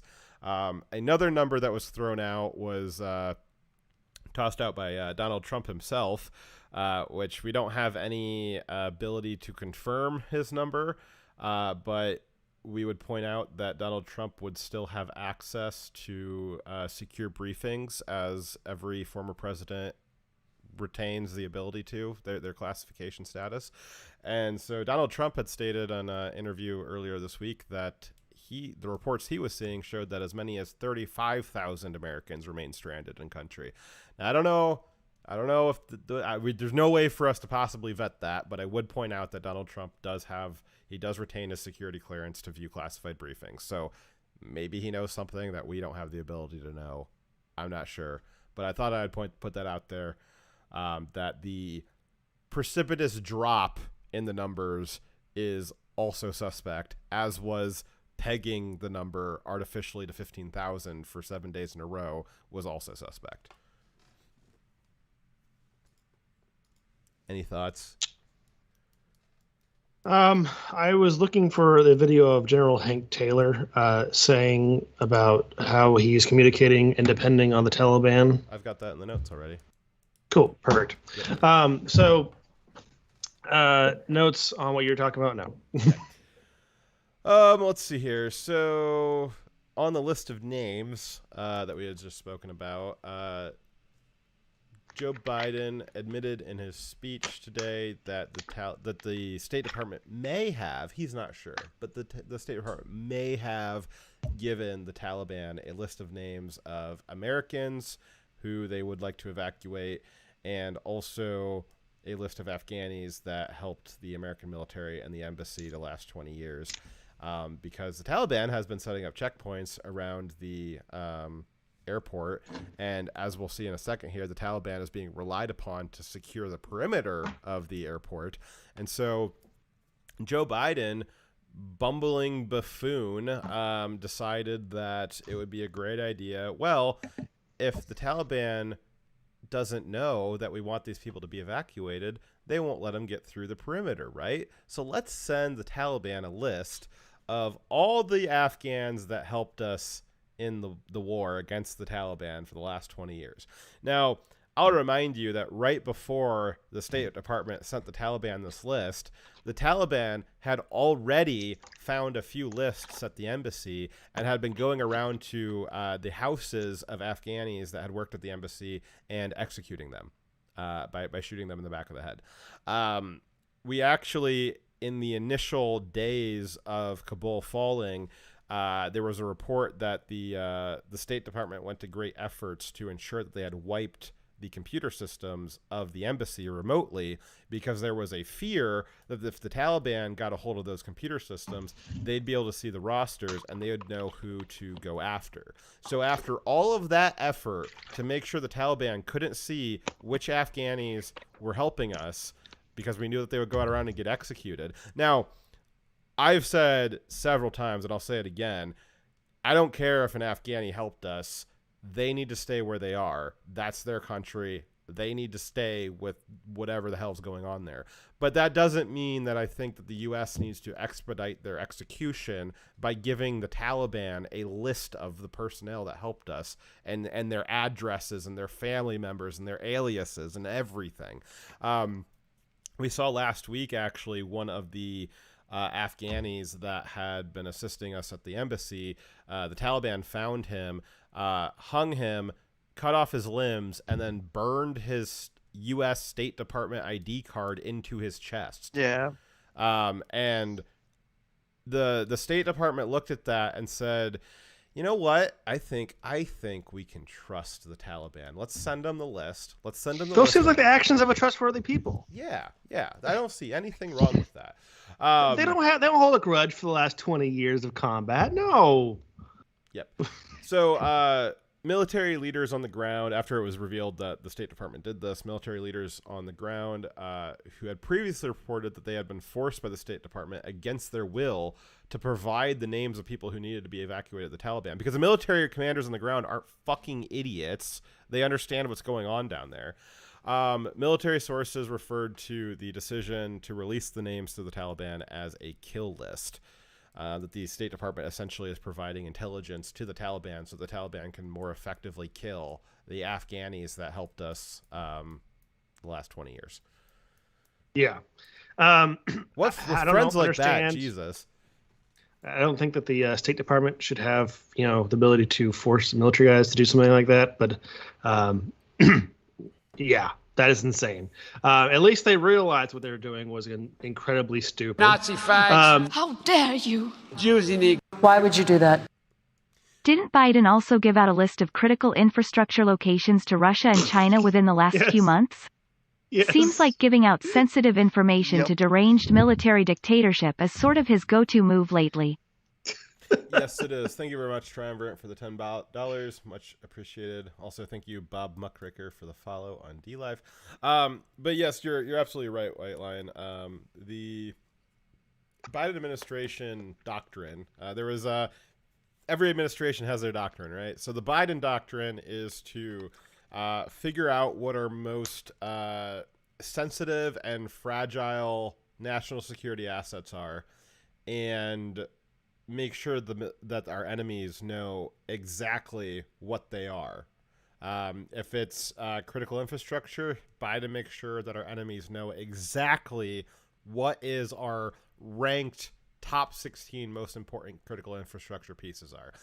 If it's soft targets, human intel in the field, Biden makes sure that all of our enemies know, hey, these are our soft targets in the field. We'd appreciate if you didn't kill them because, you know, it might be dangerous from out there. We really just want to make sure that they're protected.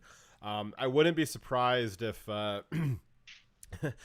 actually, I would be surprised if Biden released the Chinese a list of all of our spies in China.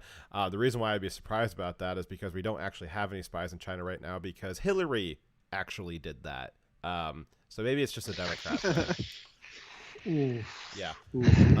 So that, I mean, can we just call this treason yet? I mean, seriously. I mean, actual treason, not a a silly phone call that the president made to the president of Ukraine. A developing story is that the White House counsel is currently investigating whether or not some of these decisions, in particular, the decision to share intelligence of any nature with the Taliban, military intelligence with the Taliban, and the decision to abandon usable military assets to the Taliban. The White House counsel is currently trying to figure out whether or not that constitutes giving aid and comfort to the enemy. So, obviously it does. And what, we weren't in joint operations with them. They are our enemy surrounding us.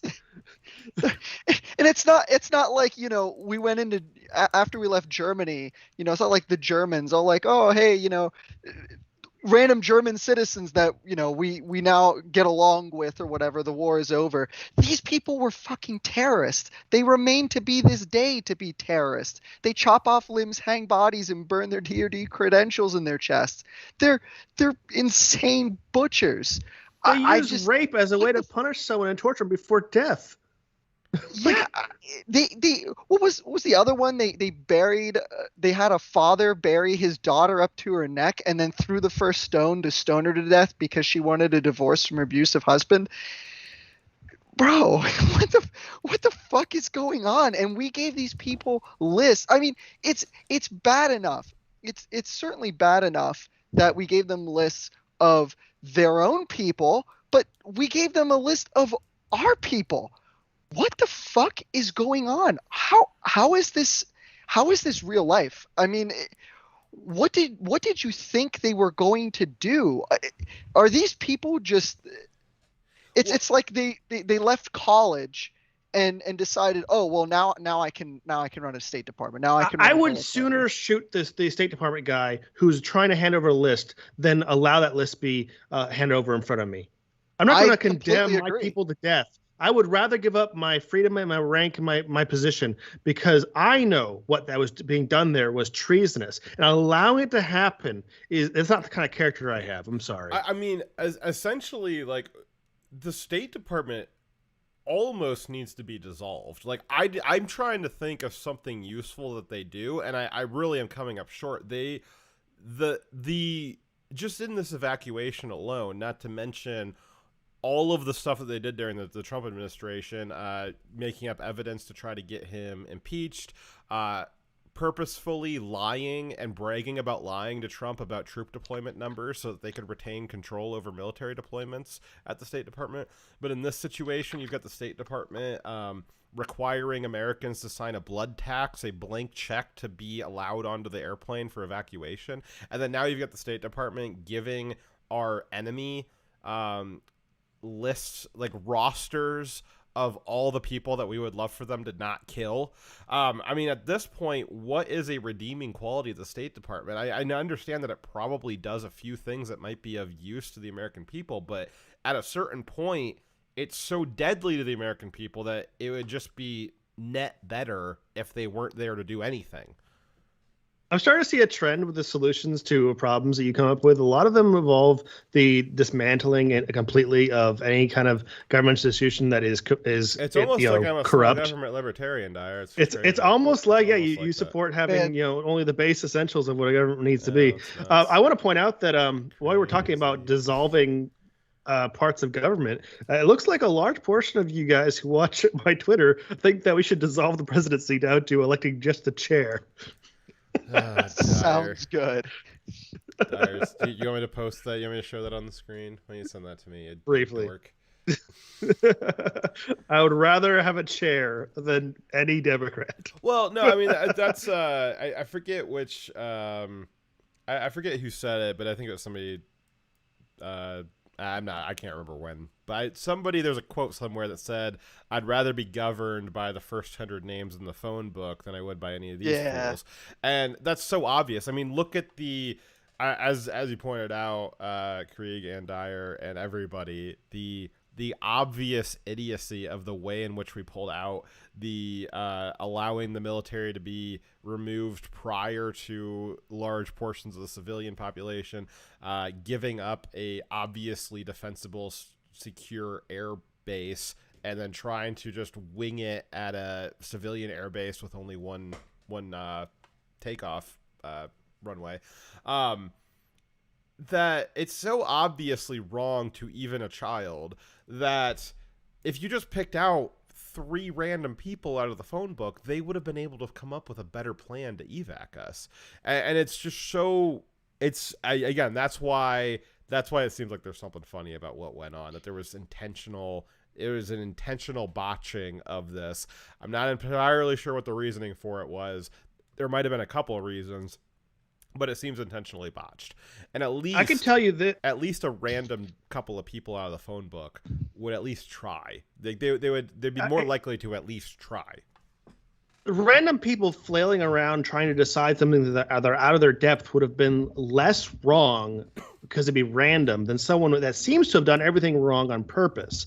I want to point out that some of Biden's early statements, some of Milley's early statements about the intelligence being that Afghanistan was not going to collapse, is we have now more and more clips coming out where it shows that that their operations back in July were acknowledging the rapid collapse of the Afghan army and government back in July, that they were aware of this. It was a process that had already started in early July, and that they were making plans for when that rapid collapse reached Kabul. Everyone seems to think that this collapse happened in 11 days because they said it, and that it happened in 11 days. But no, over a month prior, they had already taken cities, taken bases, and were in combat operations with the Taliban. And losing. Maybe it's because we decided that we were going to push back our pullout date to the middle of prime Afghanistan fighting season. Holy shit. When we know historically from the past 20 years that during the summer months is when the Taliban is most active and we have to be most on our guard. Why? And this shows that the Taliban were not following that agreement for withdrawal, and also the discussions they were having show that they were talking about planning evacuations of people, Afghans, not Americans, because of the rapid collapse of the Afghan army. They were making plans to withdraw Afghan collaborators around when the Kabul fell. I'm gonna move that. Keep talking, Diver. I'm gonna move that paragraph up to where we're at now. That's actually very, very poignant. So, if they knew it was 14 July, the story that I showed, which is this plan existed before 14 July, but the report of 14 July showed that the Biden admin had announced publicly Operation Allied Refuge, which was a plan to evacuate Afghan nationals who aided U.S. forces. This came out on 14 July. The plan initially included plans to settle them in 3 other countries. It now involves the building up of housing for 100,000 Afghan nationals on U.S. military bases. They said that plan was needed. Reread what you just said. Make sure you're putting the emphasis on that because you read that really quickly. I want to make sure people understand what you just said. How many? Many and where? The Operation Allied Refuge moved from the original plan of housing an 18,000 in Afghan nationals into 3 different countries. That has morphed to being 100,000 on U.S. bases. So they actually, as part of, right now, today, there is dozens of bases right now where all of the military members from various branches have been retasked with building temporary housing in little subdivisions next to the base where there will be capacity for 50 to 100,000 Afghan refugees. This plan was made in July. They are currently executing it now, which is funny because I would think that given the current state of the world, that maybe the military would have some other things they need to be preparing for, but I guess not. But again, this idea that in July they were planning on having this many refugees means they knew. Someone knew that there was going to be a need for that much capacity because the nominal result of this was supposed to be that Afghanistan remained and stayed the way it was, and there was no need for refugees. Why would you need refugees if there was going to be exactly? Can I bring this up too? Please. Because the thought to me about this as well is, maybe that is the reason why we had said before that Biden moved up the withdrawal date in order to get the fanfare of September 11th.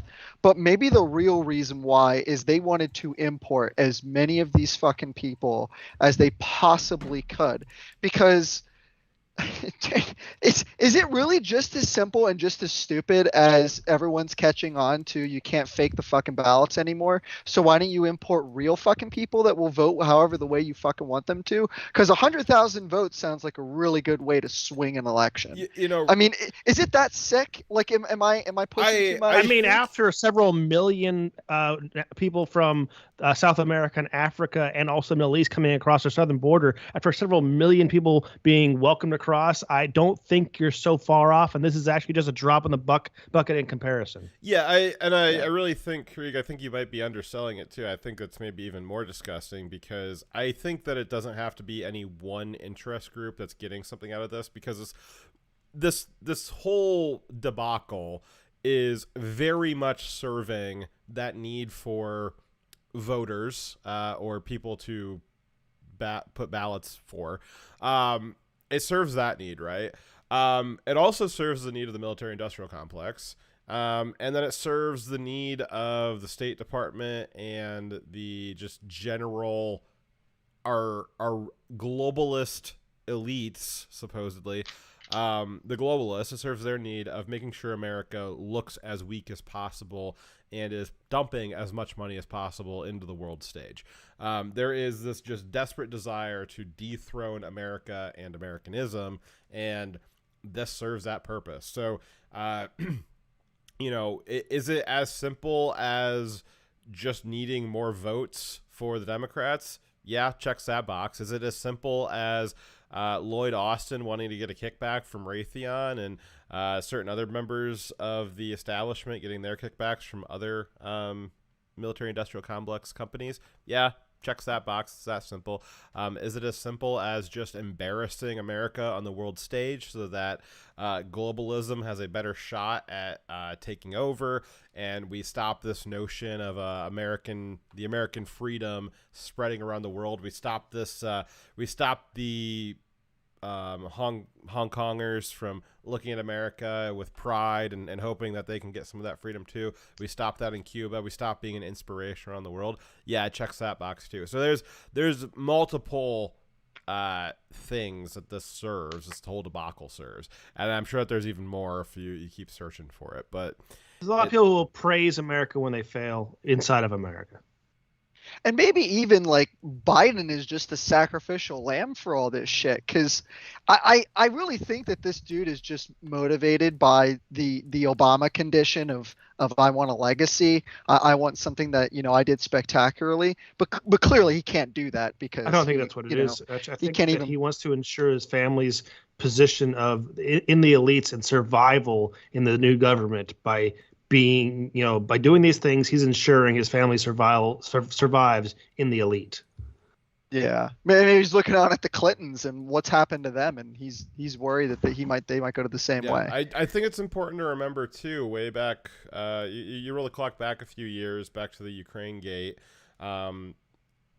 Trump talks on a phone call to the Ukraine, says, "Hey, I think there was something fishy going on with the previous vice president. Do you guys have any evidence of corruption from the previous administration?" And then I believe it was 24 hours later, Joe Biden announces that he's running for president. Yep. So there is... I think that this probably goes into a much bigger web of things and fact patterns that I don't know if we're ready to talk about on this particular episode, but obviously there's a pattern of corruption here. At this point, for anyone to look at just the last couple of years, just the interconnected events that lead into the next series of events each one worse for the American people, more so than the last one. To say that they're all happening in a vacuum, that, it's just a coincidence, no, because it always benefits the same group of people. It always disadvantages the American citizen. It always ends with the left gaining more power. It always ends with the right having less power. It always ends with you having less rights and with them having more money. Again, yeah, so to say which particular reason did they screw up Afghanistan, Krieg, I think it could be any number of them. It could be all of them. And then if you look through the history of how we even got to this point, again, it's through a series of coincidences. They could have happened to anybody. They just happened to happen in to the benefit of the Democrats and to the elites and the corporations in power. So yeah, you can keep rolling this back through several generations of event webs, and yeah, it does start to look a little conspiratorial. Some things are centrally controlled or planned, but many things are people of like mind moving in the same direction for different reasons. It's not always a conspiracy, but it still is happening regardless. So going back to our story, though, they knew and they planned for mass evacuations around this time, but they knew about it in early July. And the thing is, their reasoning for it was because they saw the Taliban's rapid advancement and the taking of Afghan government territory, and that the Afghan military was being defeated left and right at every engagement. So that was their reasoning for planning for evacuation. Notable in the plan was that they were not planning for evacuating Americans. Their plan was just for evacuating Afghans. So if they knew there's going to be a rapid collapse and that people living inside Afghanistan would be at risk of, whatever the Taliban would do to them, why wasn't there a plan a month ago to know who is in the country and start pulling them out then, right that moment? Well, because then you wouldn't have had this massive disaster where you got even more Afghans out. So knowing means that's intentional, right? Yes. It's not just a mistake. Yes. It wasn't, oops, my bad. It wasn't, I didn't know this was going to happen. No one could have known this. Biden says no one could have predicted this. No, it was predicted. And your own military and your own administration knew this was going to happen. Yeah, you sure seem to have a lot of operations and plans for when it failed, how to capitalize best on that for the Democrats. make sure the Americans were as again disadvantaged as possible. Thank you for the lemon, Lady Q Bug. Much appreciated. Thank you very much. Anyways, so that is a key point that they knew about it. I'll point out too. So Trump has had some interviews this week, as we've heard before, and as he reiterated this week. Trump's withdrawal was conditions based. He kept reiterating that it was conditions based. There was he had discussions with the Taliban. It's widely believed that on the call he spoke to the Taliban leader and said by name and pointed out on a map, your village is here. We know where it's at. We can get to it and do such and such things to it in this amount of time if you cross us. And it is reported by people that were on the call. Again, this call doesn't get leaked, right? The transcript from this call doesn't get leaked. Him talking about Hunter Biden stealing hundreds of thousands of dollars, millions of dollars from the Ukrainian people. That one gets leaked. The one where Trump's given it to the Taliban leader, that one doesn't get leaked, right? But from people that were on the call, Trump said he wanted to make sure that the Taliban leader understood that he would rain fire and fury on them, and did not allow the conversation to progress until it was stated multiple times that yes, the Taliban leader understood via the translators. Yes, I understand. Yes, I understand. I understand that you will come and kill my village if we screw up. And then, furthermore, throughout that, Trump's plan was, again, to leave in May, and then to leave in such a way that if the Taliban, if they started leaving and the Taliban started acting up, then all bets were off. They weren't going to withdraw. The withdrawal was conditional on the Taliban behaving. If the Taliban at any point misbehaved, he was going to stop the withdrawal. That was the plan. And so you see Biden. It's funny because you'll hear Biden and some of the other State Department officials saying, oh, well, it was rushed. Trump forced our hand. There's decisions from the previous administration. Well, I don't know how you rush it when you're already 3 months late. But seems a little, seems like you're late, not rushed. But along with that, as Dyer just said, we saw all throughout July every providence, one after another, falling in Afghanistan to the Taliban, right leading up to the month that we were going to withdraw. So if Trump had been doing it, we know based off the conditions-based approach he had, that if in the month leading up to his withdrawal in May, the Taliban had started knocking over even one providence, the withdrawal would have been off. We would have been, okay, we're going to go back to war with the Taliban, and we're not going to withdraw. You guys screwed it up. We're going to go back and rain fire and fury on you, starting with the leaders of home village, and then we're going to try this again next year. But Biden sat there and watched providence after providence after providence fall, and there was dozens of them, and all summer watched this happen until they got closer and closer and closer to Kabul, and then he's like, well, I don't know if the condition of the Taliban behaving. I think they did it. I think it was. I think they tried. They put in the effort for it. I think it was close enough. And then he withdrew the troops anyways.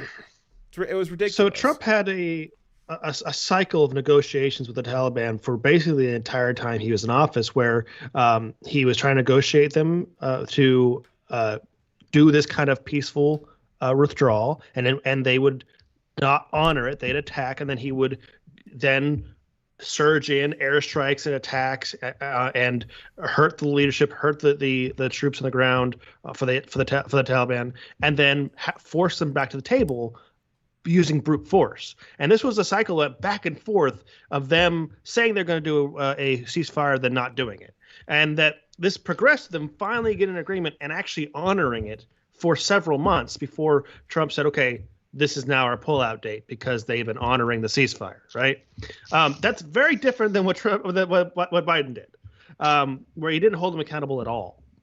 And they sense the weakness in him. They can see the weakness in him, and they like, you know what? We don't need to hold true to this agreement because he's not going to do anything, and they're right because he's a coward, a feckless coward. Now, I want to point out also that the UN Security Council reported in 16 August that the Kabul residents were living in absolute fear amid reports and videos showing that the Taliban were going door to door doing searches and targeted killings using those names from the Kabul what do you call it, embassy, the U.S. embassy in Kabul. Yeah, the rosters that the State Department was unable to remotely wipe, the Taliban, right, as soon as they found them, immediately started using them as kill lists.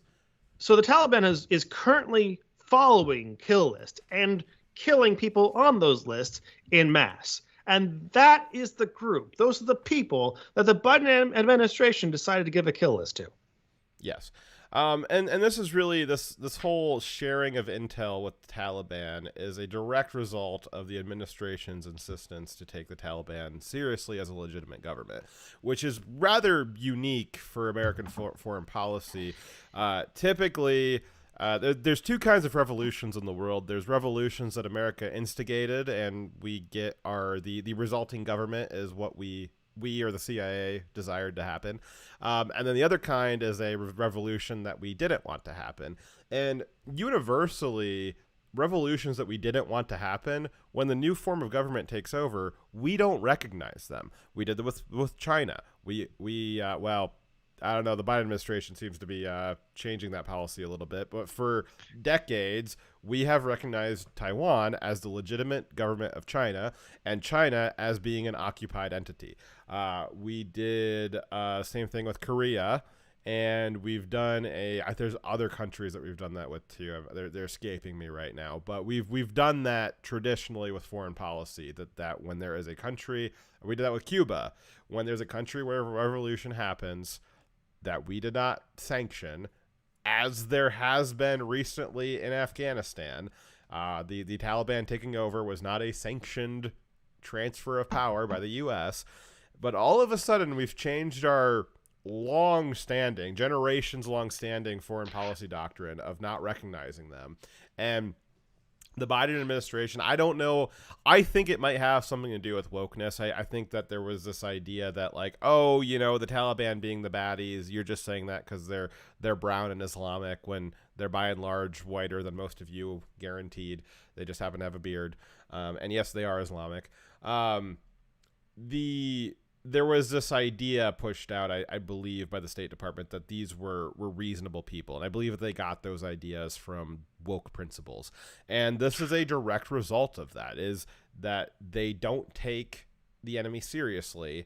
And they've now given the enemy a list of people that we would like to keep safe and that the enemy would like to see destroyed. This is exactly the situation that China has been looking to exploit. They have a word for it. They call it a baizu. A baizu is a Western liberal who will forsake their entire country for wokeness virtue signaling. And the Chinese have developed endless strategies to exploit that in America, to weaken America. And it's unfortunate because this situation shows that baizus have made us so weak. The Taliban didn't have any psyops designed to exploit that. We're so weak from the baizus that they didn't even have to be tricked into giving up state secrets. They just willingly handed them over. I bet you China's looking at this and saying, oh my God, I can't believe we wasted so much time coming up with psyops to try to trick the baizus into giving up American state secrets and crippling American defense readiness. China's like, oh my God, we didn't have to do any of that preparation. The baizus are so bad, they'll just give it to us if we ask for it. Or we don't have to ask for it, they'll just give it to us. On the note too about the Taliban and wanting to be seen as a legitimate form of government, I know a lot of people expect things to be memory hold nowadays, but I remember way back in the day when they were Mike Pompeo was sitting down and having discussions with the Taliban. Part of the agreement, if I remember correctly, was that with the ceasefire and with American troops pulling out, part of what the Taliban wanted was to be to transition themselves from this militant terrorist organization to a political movement and a political party within Afghanistan, because they were still deathly afraid of fucking all those wonderful Raytheon bombs that we would drop on them. And Trump had them in such a state of fear that they were willing to put the fucking Kalashnikovs aside and try to come to the table and try to win democratically. And after Trump left office and Biden proved clearly inept and unable to make any real decisions, they're like, fuck that. Why do we need to win it democratically? We can just fucking swarm the country and nobody will do anything about it. And a lot of people forget that one little part, that the Taliban really were on their heels. They were totally screwed, and they were even willing. I mean, these people are dictators. They are the brown shirts of Afghanistan. They are Nazis, and especially if you read some of the shit that they're into, and they were ready to give up so much of what they consider, haram. In order to placate the U.S. and our ambitions. And that was all thrown away with one incompetent, complete moron. And I just thought that was an important point to bring up as well. Yeah, it absolutely is. Trump and Pompeo, they put the fear of Allah into the Taliban. They put the fear of Kim's dad into North Korea, and they put the fear of God into everybody else. I don't know. I'm not sure how many of you guys remember some of Pompeo's speeches or interviews, but I remember Pompeo, most of his interviews would be this kind of almost monotone, deadpan growl was how he spoke. And it was intimidating as all fuck. And now you've got Blinken, who he's not that. He's not that. He is definitely not a deadpan growl. But Pompeo was serious as all get out about whatever he said. And Trump was too. Trump was serious as hell. When he said, we'll rain fire and fury on Little Rocket Man, you better believe Little Rocket Man believed the hell out of that. And he's fucking crazy too. The dude is complete. Like, I like Trump, don't get me wrong. Like, voted for Trump, but the dude is off his fucking rocker, man. He is a nut, and the rest of the world can see it. He doesn't take shit. He doesn't play by the same rules. And while that kind of pissed off some of the American population because he wasn't presidential enough, fucking he everybody else in the world was fucking terrified of him because, dude, this dude will fucking. I'd rather than be afraid of us. Well, the Soleimani. Exactly. I think Soleimani was the perfect example of that, right? You have a prominent general of Iran, a country that we've been at the brink with for generations, and you would think that's something that would turn it hot, right? You would think that us airstriking one of their primary generals would turn it hot. And they were terrified when we did that. They're like, oh, shit, that America is not a paper tiger. We will just not respond to that. And there was you had that with al-Baghdadi. You had a few other things with the when Iran took out one of our drones, and then Trump was going to go bomb the fuck out of him and then recalled it.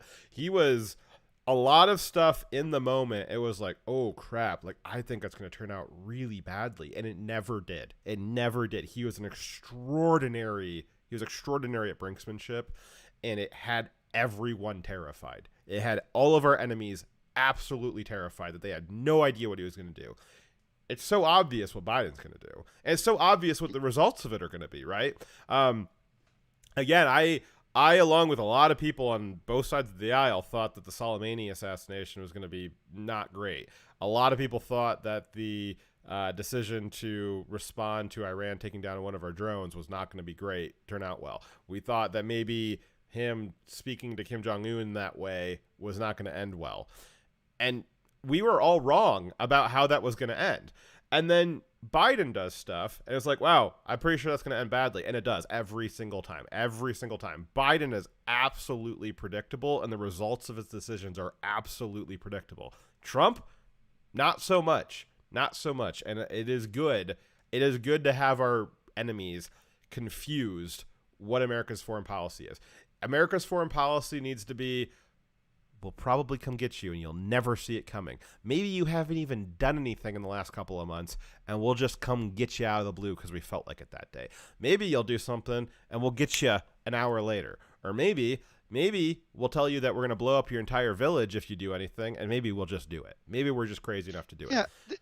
Fucking Trump acted like a goddamn mob boss. Fucking he told the Taliban he didn't go after Taliban fighters. He said, "Listen, I'm gonna come to your village. I'm gonna fucking kill your family. You understand me? I don't give a fuck. I don't care what the press says. They already fucking hate me. Fuck that. I will kill your goddamn family if you fucking hurt one of our people." And it's like, dude, what do? You're sitting there, you're talking to the president of the United States. You shit yourself. You have no other choice but to shit yourself. Absolutely. And now you're watching the president shit himself. And you're like, I could do whatever the fuck I want. All these 4 years was for nothing, because now I could fucking roll through Kabul. I could roll through Taiwan. I could fucking build nukes in Iran. I don't give a shit, dude. Now the president's shitting himself. Pebbles 97 on DLive. Trump had testosterone. Yeah, I think that pretty much sums up the difference. Seriously. Yeah, he's fucking reigning champ. He also wasn't like a few days from death either. I will. I don't know if either of you guys saw it, but it's to turn down the tone a little bit, unfortunately. But the Trump released a statement apologizing and giving condolences to the families of the servicemen and women that were lost. And it was did you guys see that? Dara, sounds like you maybe I did. How did that make you guys feel? Like, just like the stark contrast between how Trump's delivery of that was versus Biden kind of, making up a story about his son and not really. Well, I actually believed it for one. It was far better delivered, but also he sounds like he's not dying. He sounds like he really cared. I feel the empathy coming from Trump, because I feel like he actually cares about our country and cares about people. Well, not only that, but in addition to that, like if you got a chance to listen to the Marine who was killed, his dad was on Tucker, and the dad was saying, he expected a phone call from the president, because that's what Trump did. Trump would call them up. Called? No, Trump would call them up personally and say, I'm horribly sorry for what's happened. This is terrible. Anything that we can do.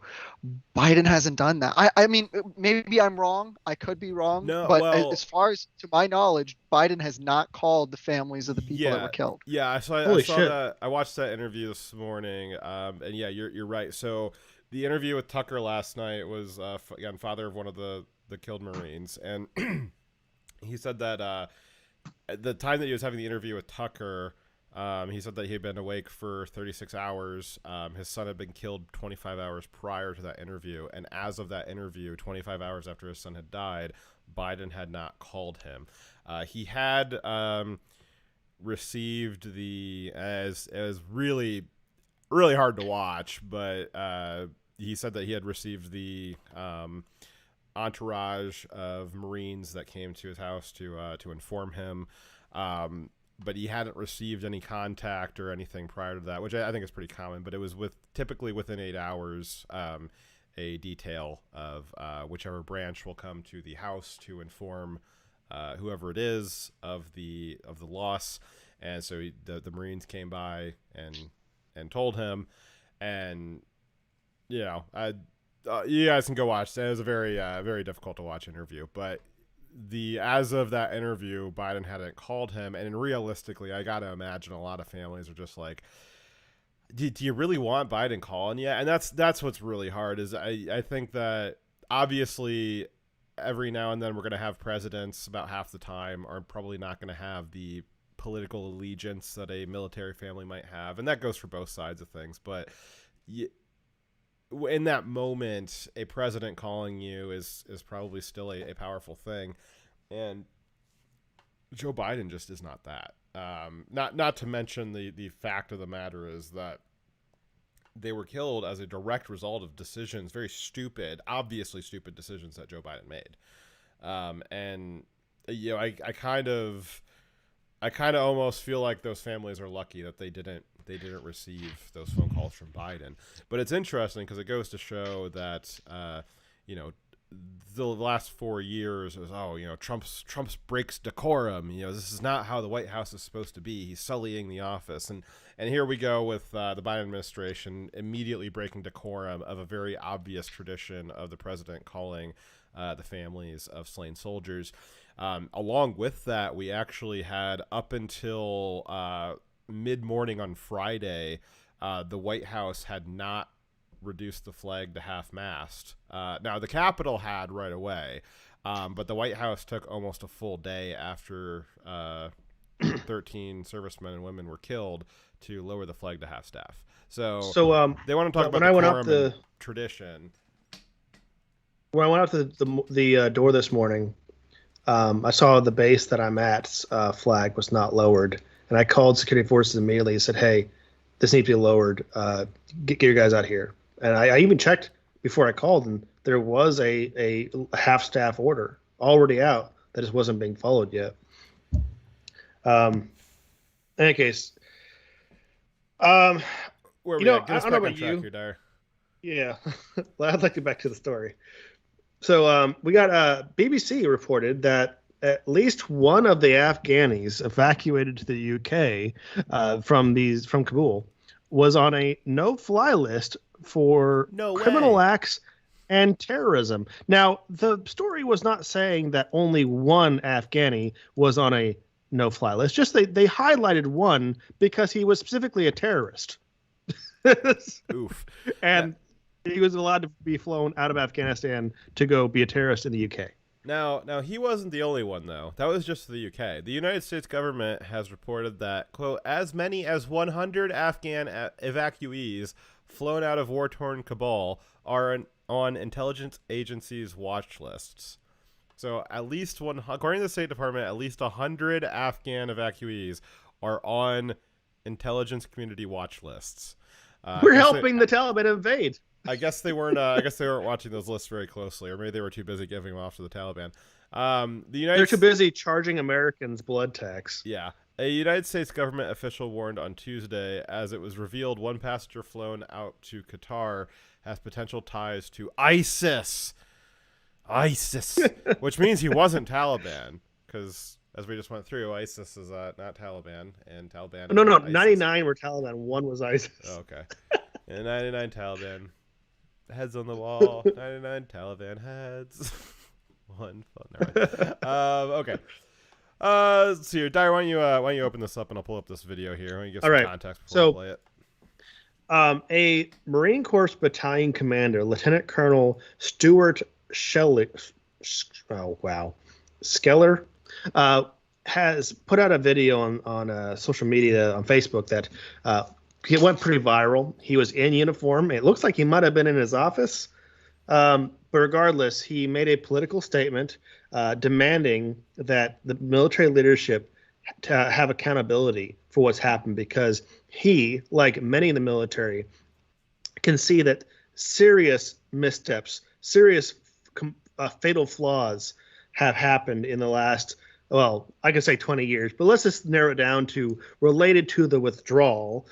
And that it is, here's his opinion. So I'll let him speak for himself. Yeah.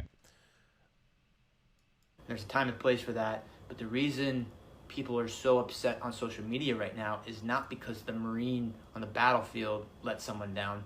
That service member has always rose to the occasion and done extraordinary things.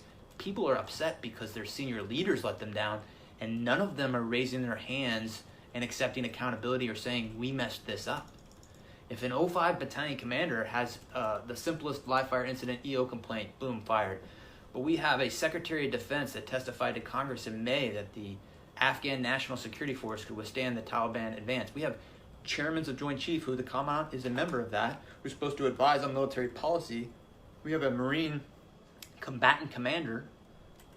All of these people are supposed to advise, and I'm not saying we've got to be in Afghanistan forever, but I am saying, did any of you throw your rank on the table and say, hey, it's a bad idea to evacuate Bagram Airfield, the strategic air base, before we evacuate everyone? Did anyone do that? And when you didn't think to do that, did anyone raise their hand and say, we completely messed this up? I've got battalion commander friends right now that are posting similar things, and they're saying, wondering if all the lives were lost and if it was in vain, all those people that we've lost over the last 20 years. And he goes on to say that we're all part of a chain. While every link may not be tested, the strength of the chain is only as strong as each link, and you got to be, good links, something like that. And what I'll say is, from my position, potentially all those people did die in vain if we don't have senior leaders that own up and raise their hand and say, we did not do this well in the end. Without that, we just keep repeating the same mistakes. This amalgamation of the economic / corporate / political / higher military ranks are not holding up their end of the bargain. So for those words, he was fired. I believe not sure what kind of discharge yet. It remains to be seen if it was administrative or dishonorable discharge, but he has been relieved of his command, effective immediately, because he was, and as he said in the video, he was willing to put down everything to say what he was going to say, and he certainly did so far. Hopefully if there's any justice in the world, a future administration would give him a call and reinstate him with full honors and full rank. But as of current, as he pointed out, the leadership, and this is going to mostly be a Krieg and I conversation, the leadership of the military right now is severely weakened. Many of them have extreme cowardice, and there is a lot of finger pointing to make sure that they're not the ones that are ultimately responsible. There's no ability or desire to take responsibility for any of the things that happened. At some point in your life, you have to sometimes decide whether or not having a position or money or power or authority is more important than your principles, your credibility, what you value, right? Well, I guess it's a matter of what do you value, right?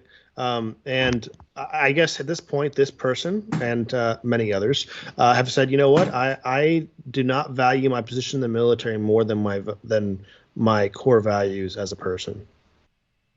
Yeah, I'd like to know what part of UCMJ they're going to seriously try to cite this guy for, because I mean, I don't know. That's not what they used. Really? As a commander, you can just say that a commander below you, you lack trust and confidence in their ability to perform a mission. It was reported that he was relieved for losing trust and confidence. So that's terminology used in an administrative discharge.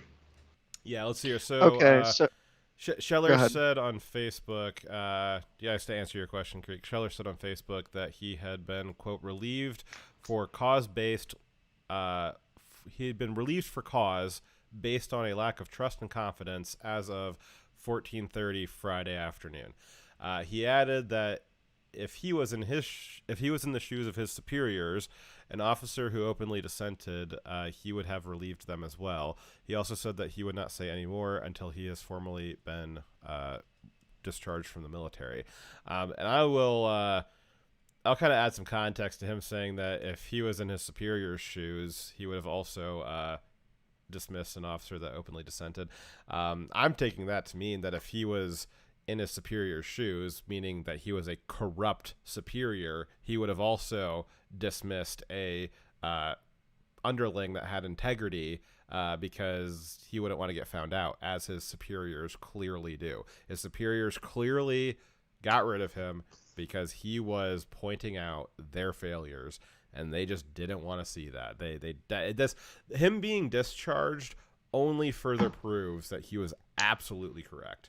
Yes, exactly. And I think what he's also saying is presumably a leader in that position of being a corrupt leader has one of two choices: either admitting that they are wrong and stepping down because if his words are true, then they have made major missteps and do not deserve to be in command. Or if they want to remain in command, their only other option is to relieve the dissenting member of their command. Those are the two options. So whoever, go ahead, Krieg. I have to say that I'm pretty torn on this issue personally, because I personally don't take it that way that you did, Fox, in that he saw it as, because he could have been relieved by a direct superior, not necessarily, somebody in Washington. The thing about the military is, and it's tough, but if you can't question, I mean. You do question orders on whether or not that what is it, posse comitatus, but not publicly, right? But not publicly, and I completely support what he did. I support what he said, but I also understand why he was relieved from his position. And in a perfect world, I would have liked to see a lot more people support him, and basically say, look, you did the right thing. But you've been removed because this violates what the military is about. It's about strict discipline. You don't have rights like everybody else does anymore. You don't have the right to speak whenever you wish. You don't have freedom of speech. But at the same time, I completely agree with everything that he had to say. It's heartbreaking and heart-wrenching to see our military have to go through with this. And have to be forced in this position to allow our people to die in what is to come in the next few weeks to be horrible and gruesome ways, because our higher up leadership is completely incompetent and maybe even malicious. So if you were in the position of his direct supervisor, which yes, his direct supervisor is the one that is relieving him, not the person above them.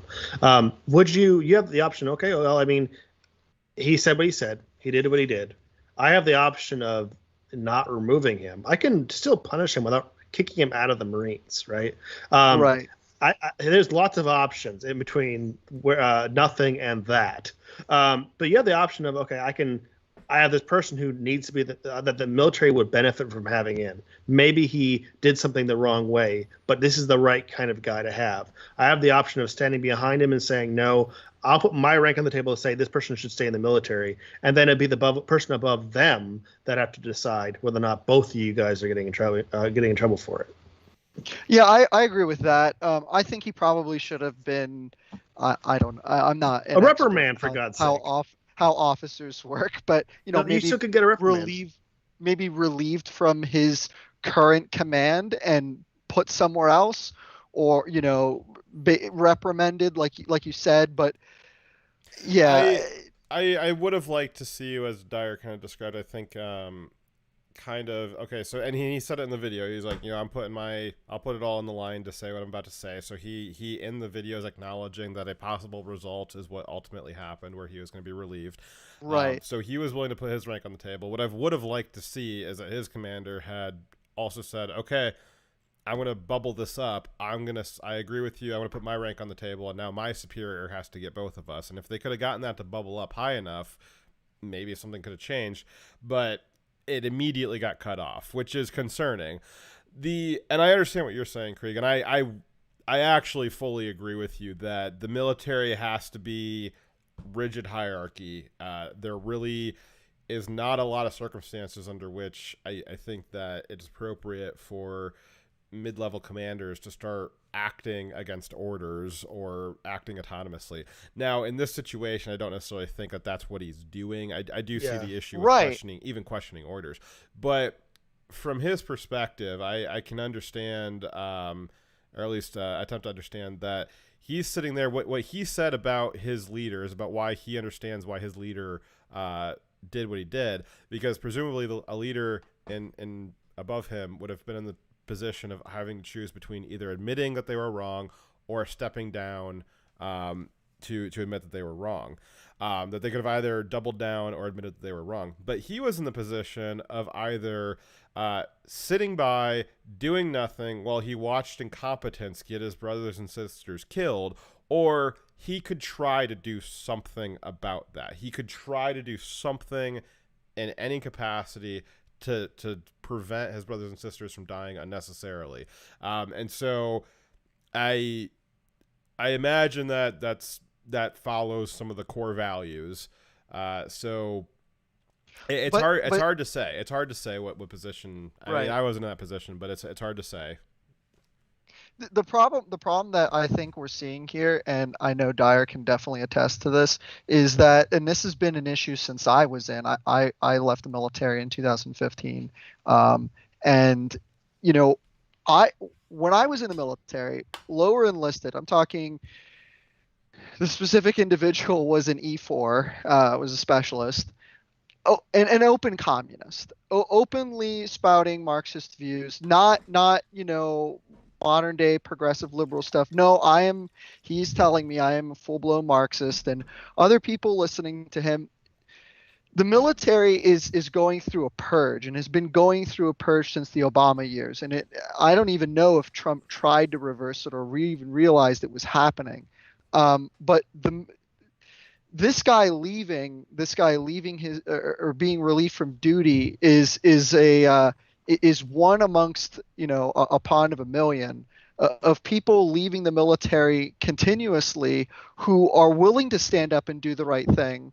I mean, he didn't willfully leave, of course, but it's this growing problem. The people who are able to fix it, to fix the issues, who are willing to take a stand and do something to correct the General Millies, the Lloyd Austins, and those kinds of people, they're leaving because they know that they're not wanted and that it's not their culture anymore. And what's going to come about is, I don't know. I mean, you're going to have this very, very subdued leftist military that is going to be completely loyal to whatever leftist regime is in charge. And what all the vets are going to do, I don't know. I mean, does this mean Freikorps? I don't know. Maybe. It looks like that might have to be where it goes eventually. You mentioned the core values of the Army. And you said this probably exemplifies the core values, what he's doing. Let's go over what the core values of the Army are, because I think you're right. I do, before we do that, I want to skip ahead to this video that we were going to play towards the end here, because it goes along with Krieg's story of the communist openly espousing and being able to say whatever he wants. He wasn't removed. We have another video of exactly the type of person that Krieg is concerned about. I think all of us are also concerned about being left over. Once you purge all of the people with principles, what's left? And along with this video that we're about to watch of another military member saying what they want to say on... Are you playing the full one or the edited one? I think it's the full one. Oh, no. The full one was for... Yeah. Do you want me to play the reason one, why I'm asking you to play the full one, even though it's a little bit longer, is because I don't want people saying we took her out of context. Yeah, absolutely. Okay. So we'll play this full one. But given what this person's about to say, and given the situation which the military is in currently, I understand what you're saying, Krieg, about not questioning orders and the need for a rigid hierarchy. And like I said, I agree with that, except for, unfortunately, the current times that we're in. Given that the military seems to be, a direction from the Pentagon on this purge for ideological purity, they seem to be becoming this leftist, trying to organize the military into this leftist new SS, essentially. And that the people who are espousing hate for America are allowed to stay in place.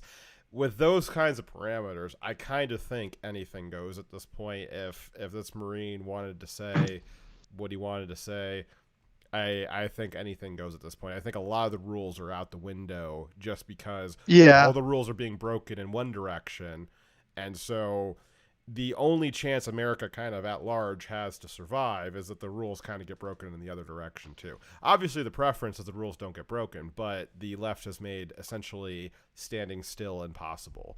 But let's watch this Army person.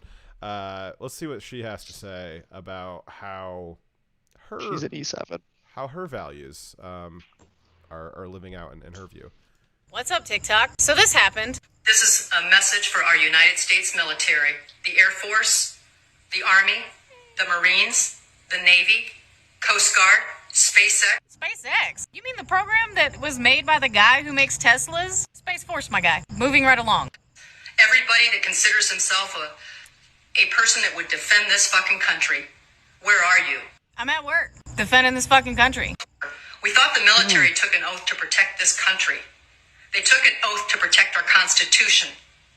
That includes enemies, foreign and domestic. We did take that oath to protect and defend the Constitution against all enemies, foreign and domestic. You know, domestic. Like a woman who decided to drive her vehicle through a National Guard vaccination tent. But keep that same energy. Where are you, military? Because if you're leaving it up to the American people, you need to let us know, because everybody's on the edge of their seat. You've got millions and millions of gun owners that are ready to walk out and just start a complete fucking bloodbath. And we're beginning to wonder where our fucking military. I mean, I'm no expert, but that sounded like a terroristic threat. Because not you talking about a bunch of gun owners going out and starting a bloodbath. Like, have you never heard of the Insurrection Act? There's reasons why the military doesn't deploy within the U.S. And if they did, your little good old boy system is not going to fare well for you. Understand that if active duty military actually get deployed within the United States, that weapon is not just pointed at other people, other countries. It's pointed at you. If you do not get in your house when I tell you to, you become the enemy. Martial law, you know, where your rights get curtailed. You don't have all those same freedoms that the Constitution guarantees at that point. So be careful what you wish for and stop opining about things you don't understand. Okay, bye. Yeah. So, wow. That's where you get into some issues about, oh, well, you know, the military needs to have a rigid hierarchy and not question following orders. And if it were normal times, I'd agree. But unfortunately, and we saw this, we've seen this throughout history, right? So Lincoln's been brought up on this episode, I believe, and famously, he broke all the rules to do what he did to reunify the Union. I think a lot of people looking back on that would say, I'm glad somebody broke some of the rules, because the other group that was breaking the rules and the group that wasn't breaking the rules, well, you know, the South would have just won out, I guess. So if you have a group of people who's like not willing to break the rules and one group of people who is, the group of people who is willing to break the rules, they're always going to win. So I look at this, I look at something like that where it's not just a warning about the possibility of martial law. It's a giddy excitement and anticipation of martial law. It's that I don't know what her job was, but she didn't look like she was a combat troop. So I think that if there was martial law declared, I doubt that she would be the one marching around with a weapon shooting at Americans. But I digress from that.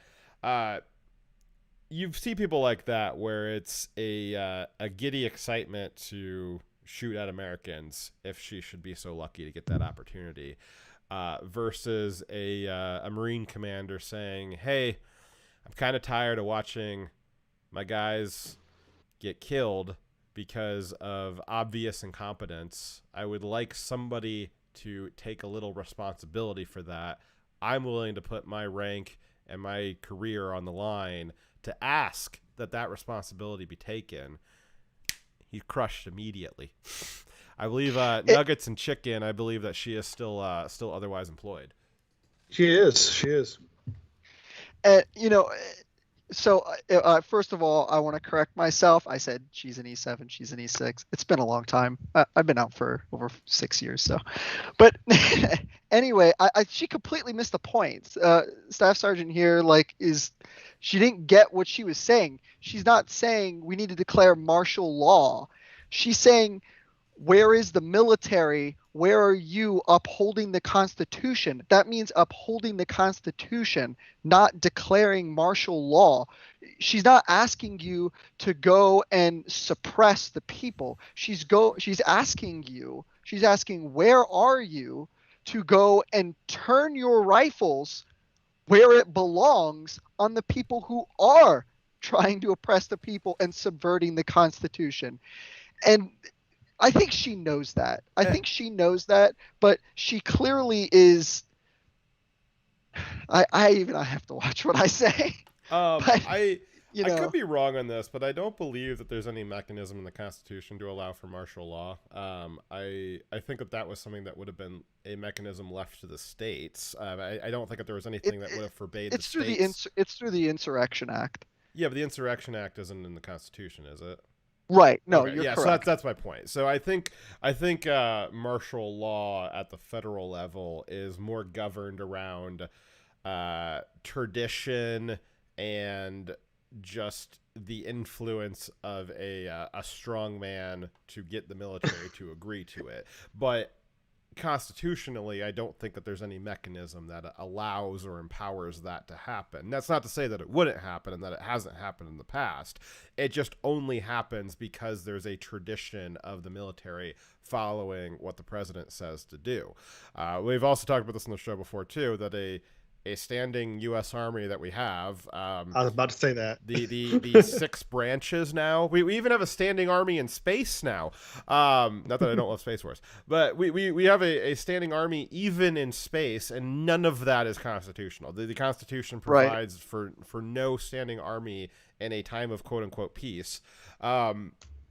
So the idea that the federal government's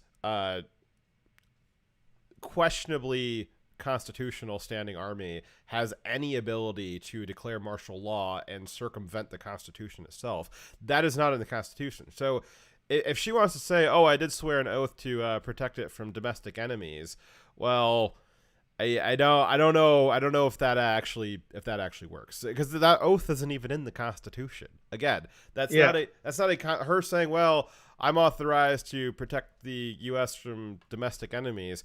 There's no constitutional mandate for that. That's another traditional thing, that the oath is a tradition. The idea of martial law is governed around a strong man being able to convince the military to follow him. But none of that has any grounding or authorization in the Constitution, whether or not it could happen or has happened in the past.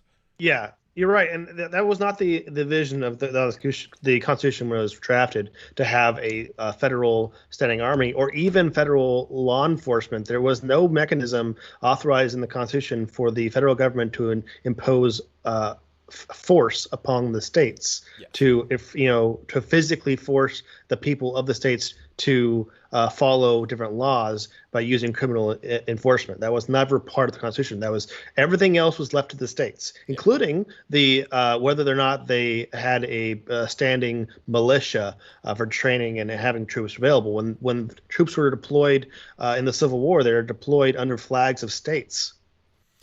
And as you were saying, Krieg, the Insurrection Act, and it's one of the it gives a again, it's a kind of a traditional thing, right? It's not necessarily constitutional, but it's something that some people said was okay, as are many things that the Congress does, where they will pass things that they're saying it's okay. The Supreme Court won't weigh in on it, and it's not in the Constitution. So it just happens. And so this whole idea of the Insurrection Act, it's on a laundry list of just rights and privileges that we used to have that were slowly chipped away at over 250 years by the U.S. Congress. Thank you so much. Well, let's talk about the what the military is meant to be, though. Even though it's changed because the reality of the world has changed. There's a constant threat. Back then, when a country has come to attack us, it would take months for their armies to arrive. Right? This is a very different world we live in. So you can make an argument for a standing army, but the intent of it was that the army was meant to deal with external threats, to defend the state's mutual defense against outside threats. It was never meant and never should be used to turn on the American people. Cover for me. Oh, shit. Okay. So where are we back at the story then? So we have a bunch of things that in all ways, the Afghan withdrawal seems to have been done wrong. Not one single choice, but many ways it was done. And to the point where it was done so thoroughly badly, it seems impossible for it to have simply been incompetence. It can't just be Biden is bad at his job explains all this. It's often decisions not made by him, or that I don't believe he really had a part in, because when you asked him, or whether when journalists were asking him about why different things happened militarily, his answers often were, the military experts said this, and I believe them. So really, he was just an observer in some parts of this, whereas he's still ultimately responsible, and I'm sure he's responsible for some things. I think often it is his lack of leadership allowing idiots to run amok that allow this to happen. But again, the mistakes seem so wrong every single time that it couldn't have happened by chance. It had to have been someone trying to be wrong. We're going to go over some of those options, those choices that happened, and explain why they are so ridiculously stupid. First one was the choice to make no effort to remove Americans while we still had control of the theater, but we now are doing it when we're leaving, and while the Taliban have control. If we had done it when the Taliban were not attacking us, back when they were honoring the peace agreement, and we had control of the airfields and the land around the airfields, like we still controlled all of Afghanistan. If we were removing people then, there would be no chaos. They would not have trouble transporting themselves to the evac sites. It could have been done in a methodical plan where we had certain people who we were expecting to arrive on a certain day and time, and there wouldn't be a mob we'd have to be trying to work through, right? The fact that we're trying to evac a bunch of people in a small amount of time while the enemy is forcing civilians into that process all at one time, that is engineered chaos. When they knew back months ago that the Taliban were going to take over, the fact that we decided not to remove American civilians seems like an intentionally dumb decision. So there's also the choice to rush the entire evacuation of military personnel and to do military personnel only. So now moving up to August, right? Our final withdrawal was just removing all of the U.S. military personnel until the Taliban started moving towards Kabul, because it was their takeover that required us to remove the State Department officials and the civilians, because Biden's plan was only just remove the military personnel, and then the Afghan government wouldn't collapse, so we wouldn't need to remove civilians or the embassy personnel. But that's not true, because the Taliban was already like halfway through the country and taking over bases and destroying Afghan military positions. So he could have removed them too, but instead just chose to remove the military first, and then had to send more back in because he hadn't removed the civilians. That is an illogical choice. Doesn't make any sense. There's also the choice to depart from Kabul airport, which was determined in advance by General Milley, which he explained was part of the plan. But as we said multiple times now, Kabul airport is far less defendable, far less efficient, and far more dangerous than the Bagram Air Force Base, which is only 40 or so miles away. Well, let's watch that video of General Milley making his recommendation that we should leave Bagram and just use Kabul airport. This video is from, I believe, January, way back. That's a long time ago. January, somewhere in the 20s, late January, during a Defense Committee budget meeting. So this isn't in August. This isn't in July or May or during the Trump administration. Nope, this is in late January during the Biden administration.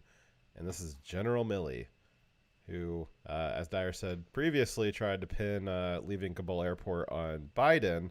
But let's watch what Milley really thinks. Is it at all possible to keep Bagram Air Force Base? Could I make a a comment, Secretary? So a couple of quick comments here. On Bagram, Bagram is not necessary tactically or operationally for what we're going to try to do here with Afghanistan. Consolidate on Kabul in support of their government. Is it at all? So no there's strategic General Milley. importance. Yeah, no strategic importance. Gosh, it sure seems strategically important now. Sure does. Yep. I mean, Krieg, you said you were deployed there for a bit. I mean, do you have any kind of insight from being on the ground in either Kabul or in that area and understanding kind of the strategic importance of that location? You said it was kind of tucked away in the mountains, maybe not accessible. Yeah. Okay. So I've never been to Kabul. I was in Bagram for about 2 weeks while we were transitioning to go to Fab Sharan and the Paktika province. But what I can say about Bagram is that it's a military post. It's well guarded. There are plenty of defensive resources there. Kabul Airport, I'm sure, had some defensive resources. I mean, it was very rare, but when I was there, but towards the end, as all our FOBs started to draw down in Afghanistan, Bagram started actually receiving some of that mortar and rocket attacks that we'd become accustomed to in the country. But here's the dirty little secret about the federal government and how they handle resources. Everything that the Department of Defense does, the Department of Defense being the military, the Pentagon, is very, very expensive. And that's Congress's fault because Congress doesn't know how to properly allocate funds for the Department of Defense. So they often task out missions that really should be a DoD asset to other federal agencies. Cough, State Department, cough. And I have a very strong feeling that, and I mean, if you speak to anybody that works in any federal agency, they will definitely tell you that this is a very serious problem, because when the DoD deploys or has to do any sort of mission, it requires this entire apparatus, which is just not freaking necessary. Like haircuts cost a tremendous amount, and we have to deploy like special military barbers, and it's ridiculous. Not that the haircuts for the troops cost a lot, but to pay the people to provide those, just as an example.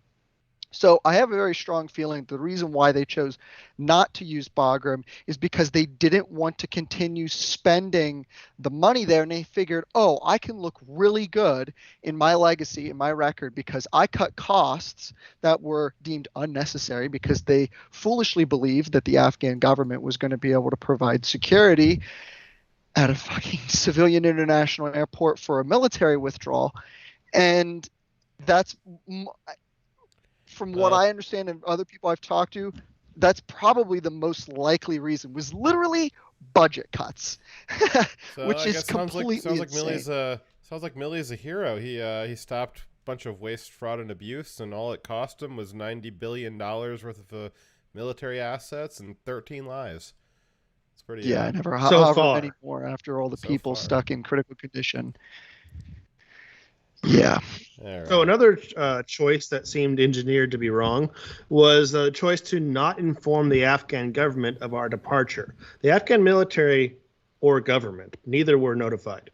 Though it is expected that the Afghan military would have still collapsed, right? I'm not saying that if we had acted differently, they would have survived. No, I think the Afghan military still would have collapsed.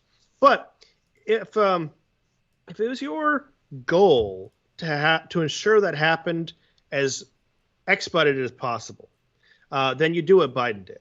The Biden administration left in the middle of the night, just turned the lights off on the base, abandoned the security positions that were manned by U.S. personnel, and just abandoned the base without telling the troops, the Afghan troops that were remaining at the base, that there would be no Americans in the morning.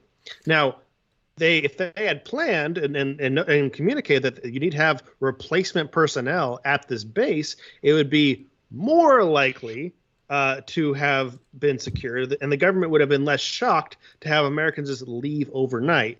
I don't buy the excuse that our air power was leaving was really a deciding factor, because they hypothetically outnumbered them with conventional weapons. But I can see if you had no faith in the Afghan government and military, abandoning them like this would definitely ensure that they collapse. Well, and I'll point out too, there's been reports that some of the Afghan military did not fold quite as quickly as previously reported. In particular, one of the battalions of the Afghan military fired until they ran out of bullets, and when they ran out of bullets, the Taliban came in and slaughtered them. So, again, though, I'll reiterate what I said last week. If Afghans are dying for Afghanistan, I don't really see why they shouldn't. I haven't heard a compelling reason as to why Afghans shouldn't die for Afghanistan. I don't think it's a good thing or something that we should try to expedite by, I don't know, sending the Taliban a kill list of them. We certainly shouldn't do anything to expedite it, but this idea that Afghans, they shouldn't be dying for Afghanistan, only Americans should be dying for Afghanistan, and anybody else would be a tragedy. I just don't buy that. As we talked about last week, this idea that the Afghan army was going to be entirely reliant on U.S. air superiority doesn't really sound like a sustainable way to set them up. It also doesn't seem true. Yeah, I'll go with that too. And it kind of goes to, well, who was making those decisions? And it was people like Milley. It was people like Lloyd Austin. They were the ones that were in charge of those regions for so long.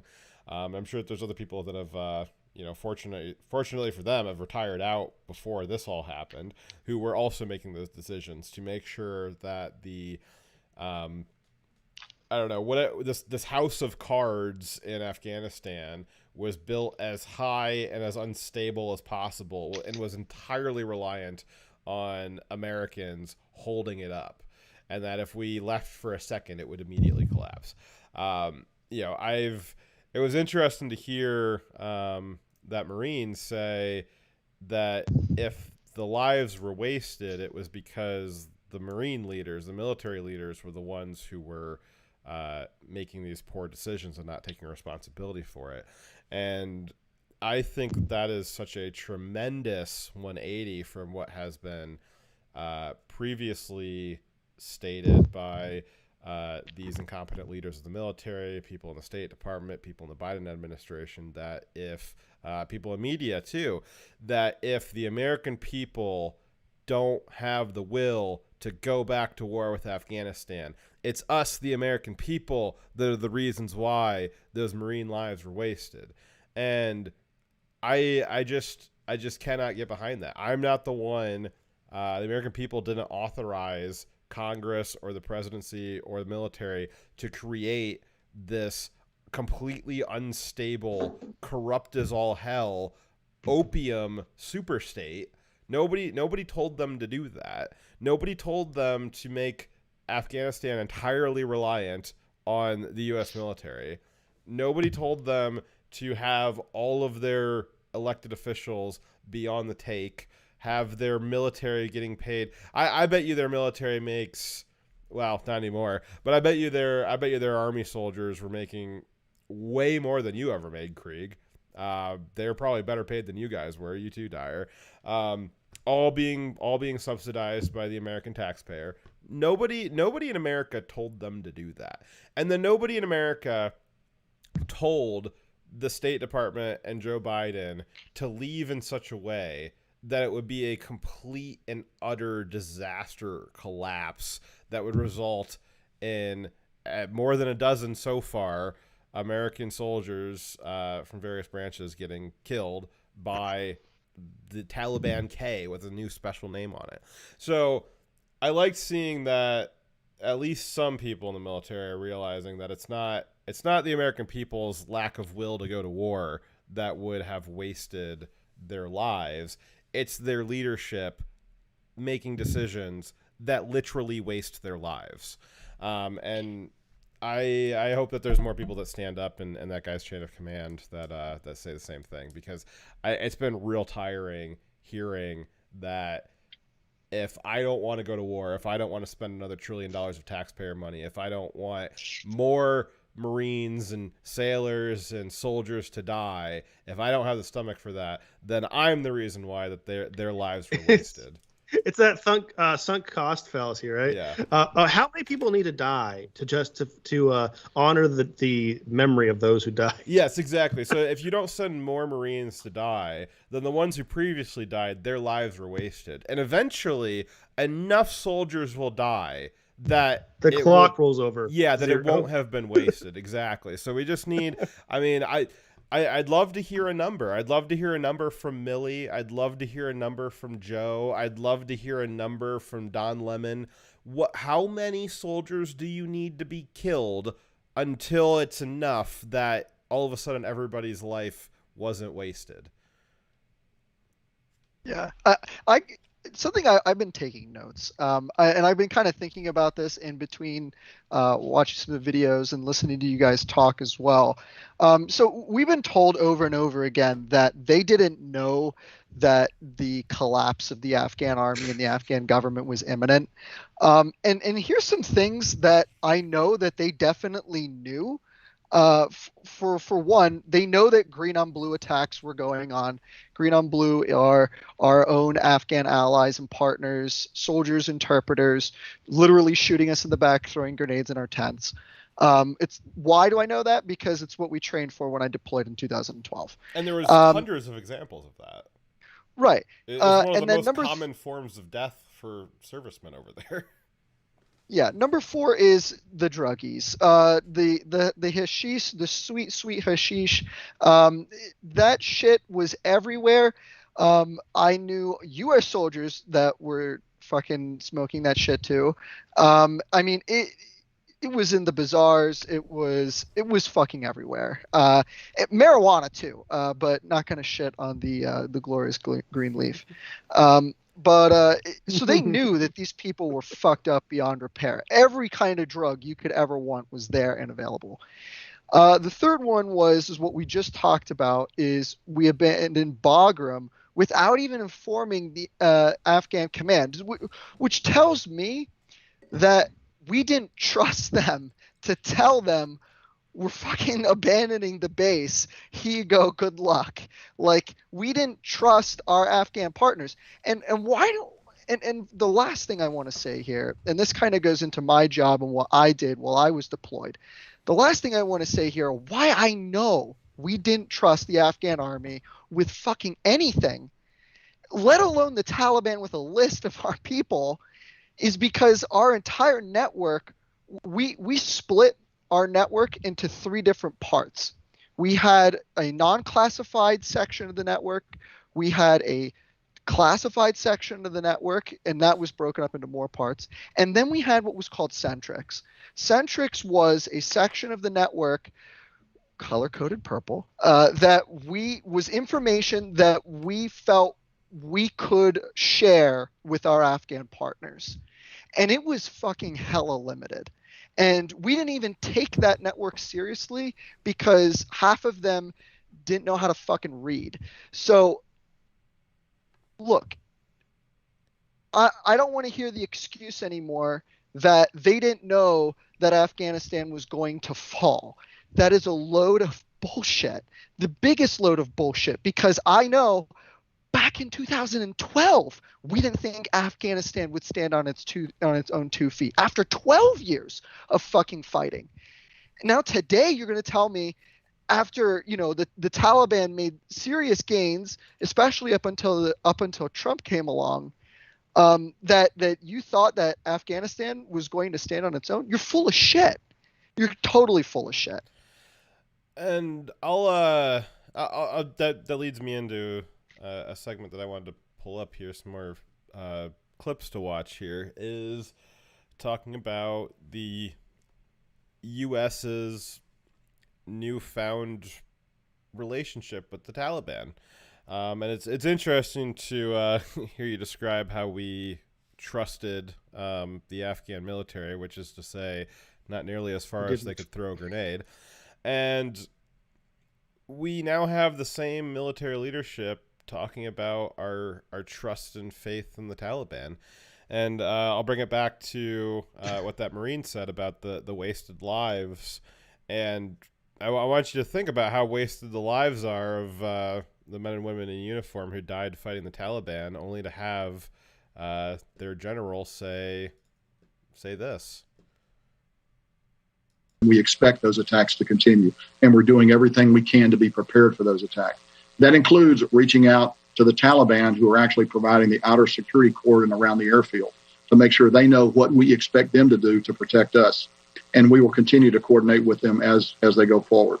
We are continuing to bring people onto the airfield. We just brought a number of buses. So this is a Marine general, and as he's saying, we are coordinating with the Taliban. The Taliban is providing security, perimeter security. The perimeter around our U.S. troops, the Taliban is. And we're trusting them enough to send them lists of people and trusting them to keep our soldiers, sailors, Marines, airmen, guardians safe. And you got to wonder, what is it that these people are thinking anymore? And I think that one Marine's kind of figuring that out, that the leadership has no clothes at this point. And the leadership is wasting their lives, unfortunately. And it's hard to say that. I'm sure it's hard to see that. And I'm just beyond belief. Again, as you're saying, the after 12 years, how minimal the trust was with the Afghan government, and now we're seeing, oh well, let's put our faith. No, the Afghan government didn't work out real well. Let's put our faith into the guys that defeated them in 3 days, the Taliban, and to have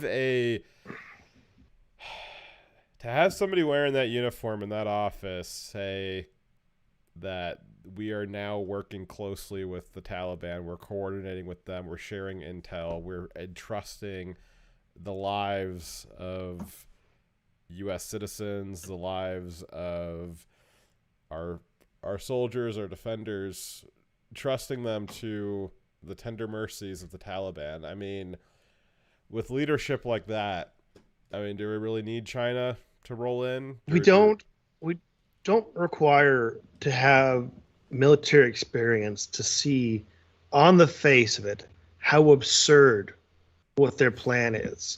It seems designed to fail, designed to be as chaotic and much of a failure as possible. And it is demoralizing. It really is, that people like this have my life in their hands, and all the people I work with, all my brothers and sisters.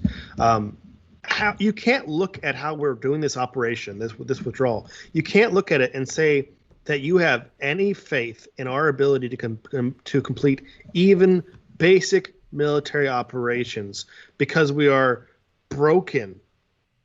We are in the core broken by our inability to make good decisions. Our problem-solving skills are not functioning. I do not think we could go to war with any of our near peer adversaries. In fact, can we still call ourselves a peer at this point? Go ahead, Greg. We maybe we've reached like fucking like Luxembourg levels of military peer. Like an army of like what, couple hundred. But yeah, I mean, and if militarily this is completely fucked, but even politically, I mean, it's like talking out of two sides of their mouth. You got Joe Biden and his press secretary Jen Psaki saying the Taliban are not our friends. We don't trust them. They're wrong. They're bad. We don't trust the Taliban. But let's give them a list of our people and the Afghan people who supported us during the war. like, let's rely on them to protect, 5, 6, 7,000 troops at the airport right now. And the we didn't even trust the fucking Afghan army with that shit. We embedded, so they would create companies, right? And then we would have a company that would match what the Afghan army had, and they would embed with us, not like in bed, you know what I mean? And we would work. Shut the hell up. We would work together, and more often than not, we would perform the mission, and they would tag along. I don't think there was ever, unless you're counting like Afghan commandos, which, half of them were, American citizens that came back, or Afghans that spent most of their life in the States or other Western countries. We didn't trust them then to protect us, let alone the people we've been shooting at for the past 20 fucking years. This is insane. What is it? We didn't trust the Afghan army with this. I mean, what does it feel like just to hear somebody in that position say, "Oh, we're relying and coordinating with the Taliban"? I mean, like, I want to shake him and say, "What is wrong with you? Seriously, are you having I want to stroke? do a hell of a lot more Your than brain shake is not functioning." If the result can be shaken baby syndrome, sure, but I want to do a hell of a lot more than shake him at this point. How many goddamn crayons did he eat that day? But a lot. Apparently, I just gotta say, I mean, he should be removed from command just for saying that. Yes, he should. That's like if he was obvious. in a meeting with other generals suggesting on how we should have moved forward with the withdrawal 4 months ago when this actually mattered. I would have, and he suggested that all the other people in the meeting room should have said, "Get out! Yeah, so you are not smart enough to be in this meeting." I maybe had to draw my sidearm just because I don't know what else he's going to do. So he must have lost it. He must have lost it. He's speaking like a crazy man. To give you some historical perspective, in the Battle of Gettysburg, Meade won the battles. The first time that the Union really won a battle on the Eastern Front in the entire war, and it was a spectacular victory. Lincoln still fucking fired Meade because he wouldn't pursue the Confederate army. That's what he relieved that commanding general of Union forces for. And we're going to let General Milley fucking sit there and tell us, we don't need Bagram. Fucking International Airport, fucking Lufthansa is just fucking fine. This is going to be great. Fucking drugs, man. I mean, maybe that's what I don't fucking know. Maybe that's where the poppy's been going. Maybe it's been going through the chain of command. I mean, it's really hard to explain what the hell's going on, because you look at 12 months ago. 12 months ago, we had the ability to, again, I think that people kind of forgot about or don't understand the importance of our willingness 2 years ago to drone strike a general for a near peer, near nuclear enemy in Iran, and we evaporated one of their generals. And now, and the state that we had in Afghanistan, as much as we all wanted to get out of there, was a stable situation at that moment. And we had all of the, I mean, just think about all the Abraham Accords, and peace was breaking out all across the Middle East, and you had Israel sitting down at the table with Saudi Arabia, I think Libya. You had some other crazy places where it was like, holy crap, I didn't even know that they knew how to sit down at tables. And they're sitting down talking about having a ceasefire, a peace agreement, the tentative first steps to not having that place be a just death hellhole forever. They were taking the steps towards it. And we had all of that 12 months ago. And Joe Biden, in precipitous, extraordinary fashion, has reduced us to the point where you have a military commander saying, just he doesn't even see anything wrong with it. He's just, oh yeah, just matter of factly, yep, yeah, yeah, of course we're coordinating with our new allies, the Taliban. We're relying on the Taliban to provide us safe, secure exit. We are sharing with them classified intel that even 2 weeks ago we were moving heaven and earth to try to erase the servers at the embassy under the fear that they might get a hold of those servers. Hard enough, apparently. Yeah. But now we're, it's we've always been at war with Oceania. We've always been at peace with Eurasia, or East Eurasia. This sentence here. We'll play this again here real quick. We can to be prepared for those attacks. That includes reaching out to the Taliban, who are actually providing the outer security cordon around the airfield. That includes reaching out to the Taliban, who are actually providing security around the outer. Jesus Christ. I mean, that sentence. I mean, even 3 weeks ago, if I had told you, hey, this sentence is going to come out of a general's mouth, that we are reaching out to the Taliban. The only thing we reach out to the Taliban with is a Predator drone. I mean, we had this. I'll never forget. Before we left, we did this fucking I don't know. It was like a division run or brigade run or some shit. And there was and we all got wasted the night before, so we were all throwing up, and it was awesome.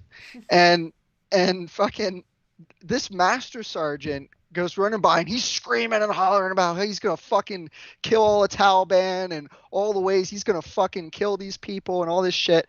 And we got talking, and my platoon sergeant was like, oh man, there he goes. And we're like, oh, who the fuck is that? He's like, yeah, he's got some of the only confirmed knife kills in the whole fucking army. He fucking went in and slit Taliban throats and shit. And we're like, oh shit. We're like, oh man, he's a badass.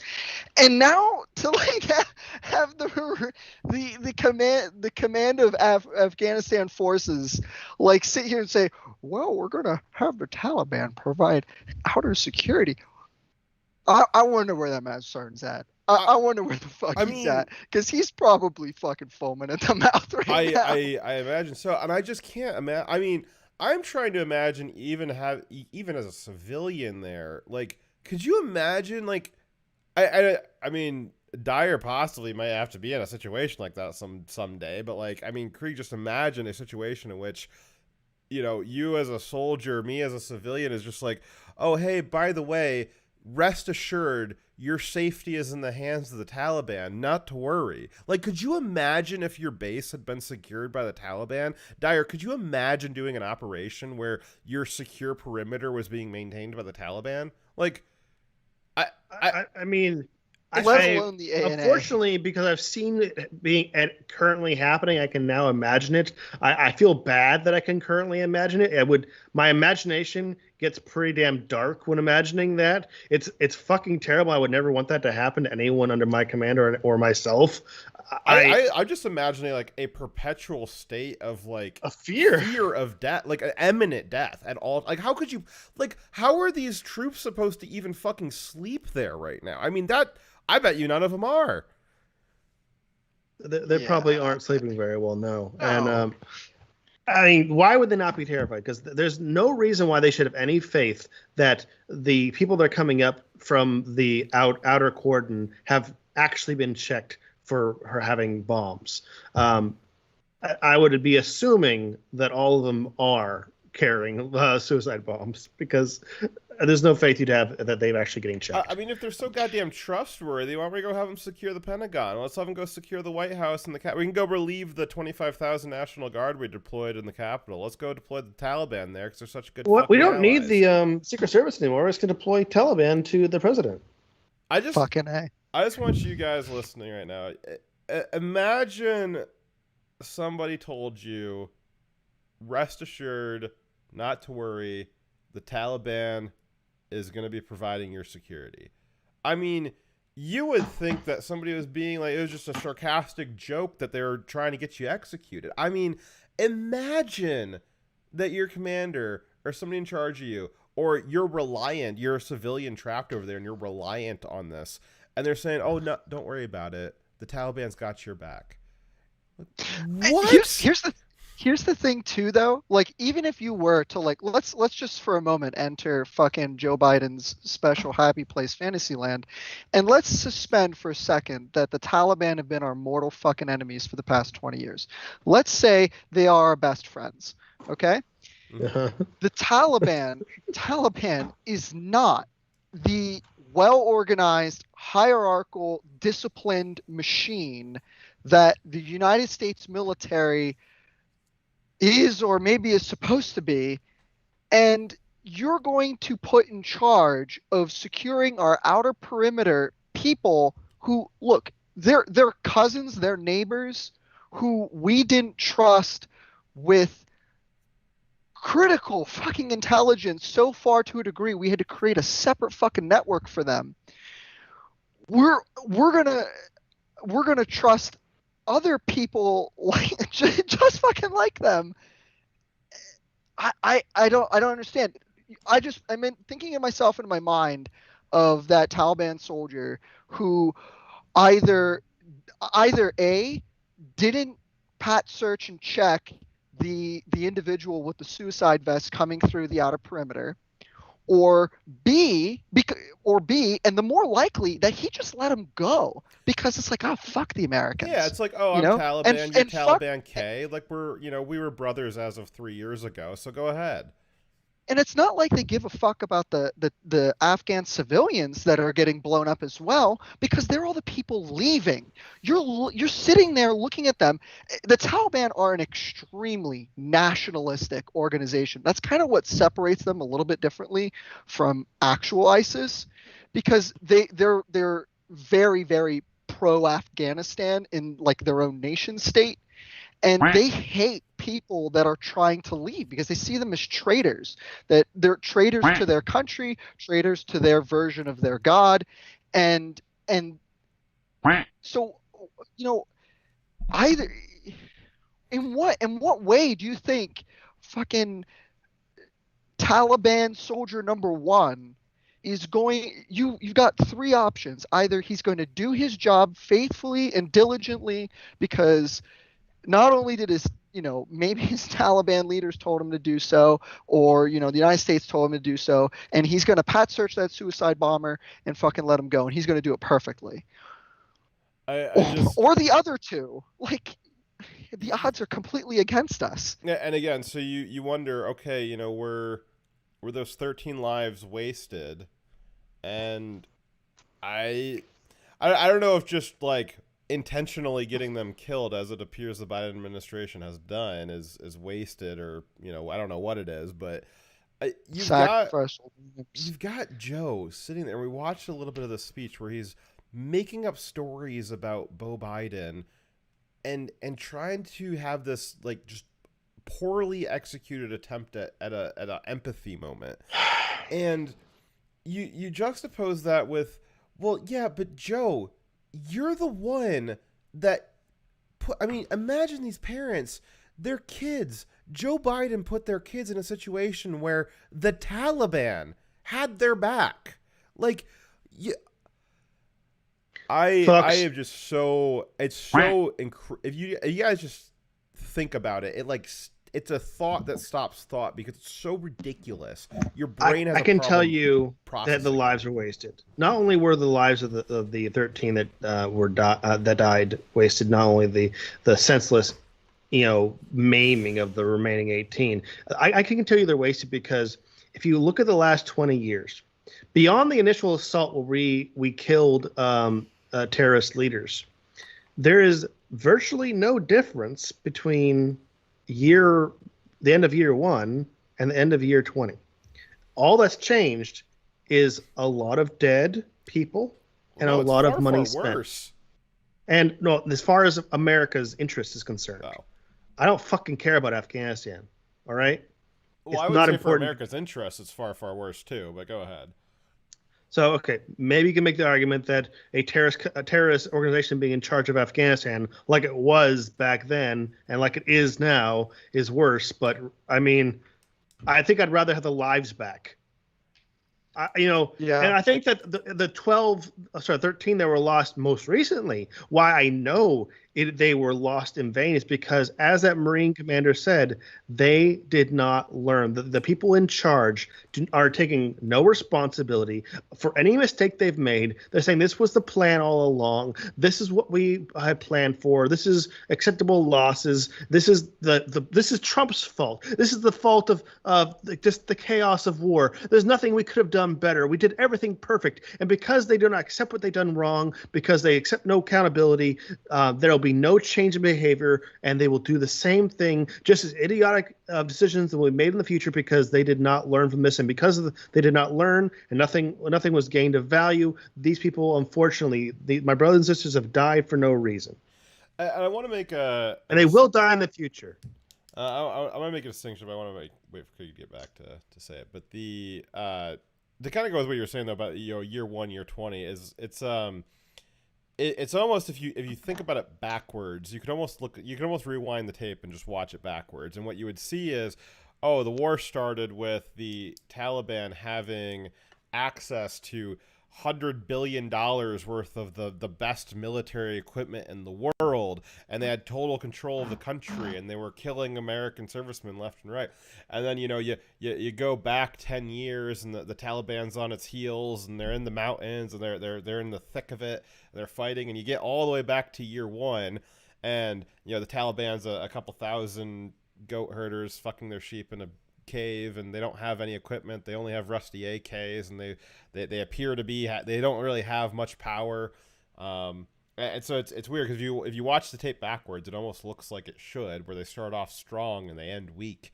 But coming back to forward time, that's what I'm saying. I think it's a lot worse from year 1 to year 20 because they have the same amount of political power now in Afghanistan, but they have infrastructure from the future, essentially, as compared to where they're at.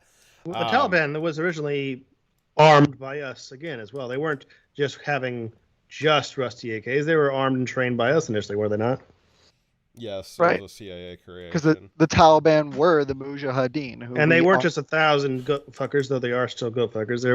They were a sizable force of goat fuckers. They're a more sizable, better armed force now than they were when we started. All I'm saying is it would be hard pressed to find an unfucked goat in the Afghanistan region. And not.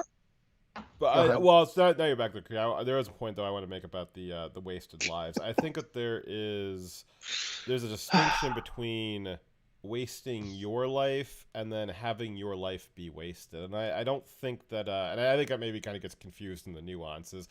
I don't think anyone's saying or trying to say that the soldiers themselves, that they've wasted their lives for making it's not their fault. To serve their country.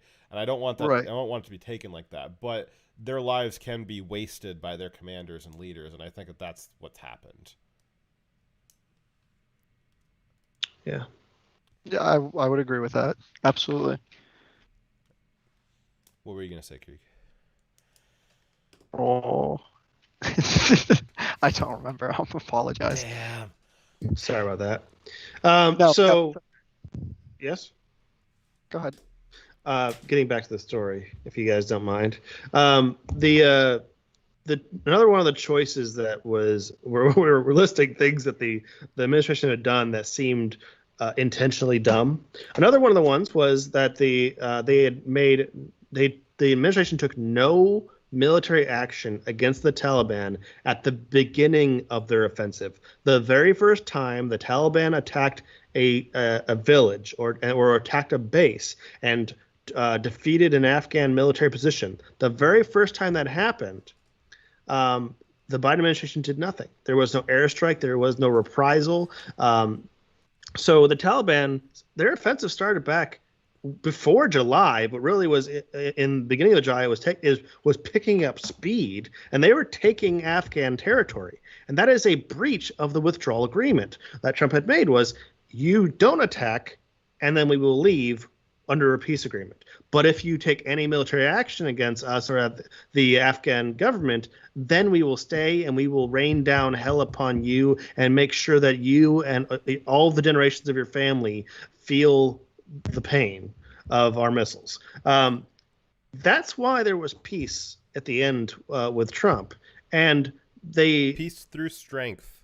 Yes, peace through strength. Predator drones.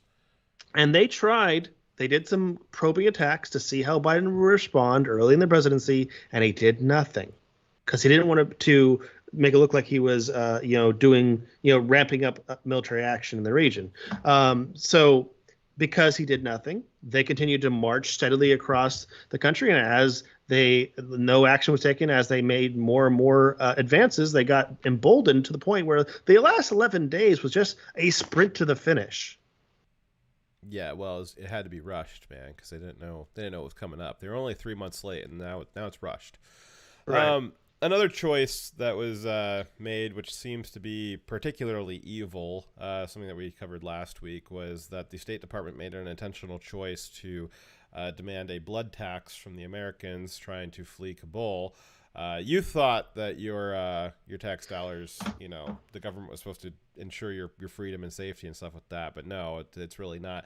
And so as we reported last week, the State Department was forcing Americans fleeing Afghanistan to sign a blank check, starting at $2,000, but up to infinity dollars for their plane ticket out of Afghanistan. That's right. If you were an American citizen in Afghanistan, the Biden wants to talk about his airlift and all that stuff. Nope, they were forcing you. You got the airlift, but it cost you anywhere from $2,000 and up. That's all the document said was it was starting at $2,000 and up to however much it costs.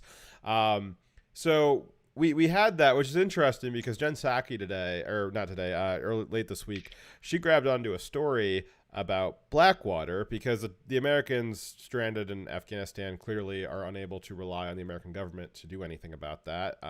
Maybe if they were French or UK or British, they could rely on their government to send in a strike team to come get them. But nope, not if you're an American. We just don't have a strong enough military, apparently, to do that, or at least competent enough leaders. So stop saying true things. It's really embarrassing, man. I know. So we had some freelancers try to go out and get some Americans, and that would have been Blackwater, who's a well-known, we'll call them a security company, who was offering for $6,000, they would come get you. $6,000 a head, they would come get you. And Jen Psaki tore them apart for being money-grubbing, greedy, capitalist, everything in the book. And are you kidding me? It's funny because the whole press corps, Dyer and I think are the only people who ever picked up on this blood tax story, because nobody in the press corps called her out on it and said, hey, the U.S. government's doing the exact same fucking thing. And at least with the Blackwater, it's capped at $6,000 because that's what they said it was on the ticket. For the U.S. government, it was just a blank check. It could have been any amount of money. So we don't know how much it's going to cost. It may well cost more than $6,000 for some of the people that were rescued by the American government. At least with Blackwater, it was capped. Now, another group that's been doing some freelancing, I'll point out, is there's been reports of several combat veteran groups who are no longer in the military, but they apparently still have a remarkable set of skills, have banded together to enter the country, and they have been rescuing Afghanis that had helped them in the previous while they were enlisted, I guess. And while that's an interesting story, a lot of people are very excited about that, or they think it's a good thing, or they think it's it's, oh man, wow, look at that. They're doing what the American government can't do. I will once again point out what we pointed out last week, which is I see an awful lot of very confused current and former military, very confused as to which group of people they owe allegiance to. It is, or which group of people they swore allegiance to. I'll frame it that way. Not that they owe, but that they swore allegiance to. And that is the American people. And we see a lot of things going on where the military at all levels has seemingly forgotten that they exist to protect the American people and not to go out and rescue Afghanis, not to go out and be, protectors of the world. They exist to be the protectors of America and her people, and that it ends with that.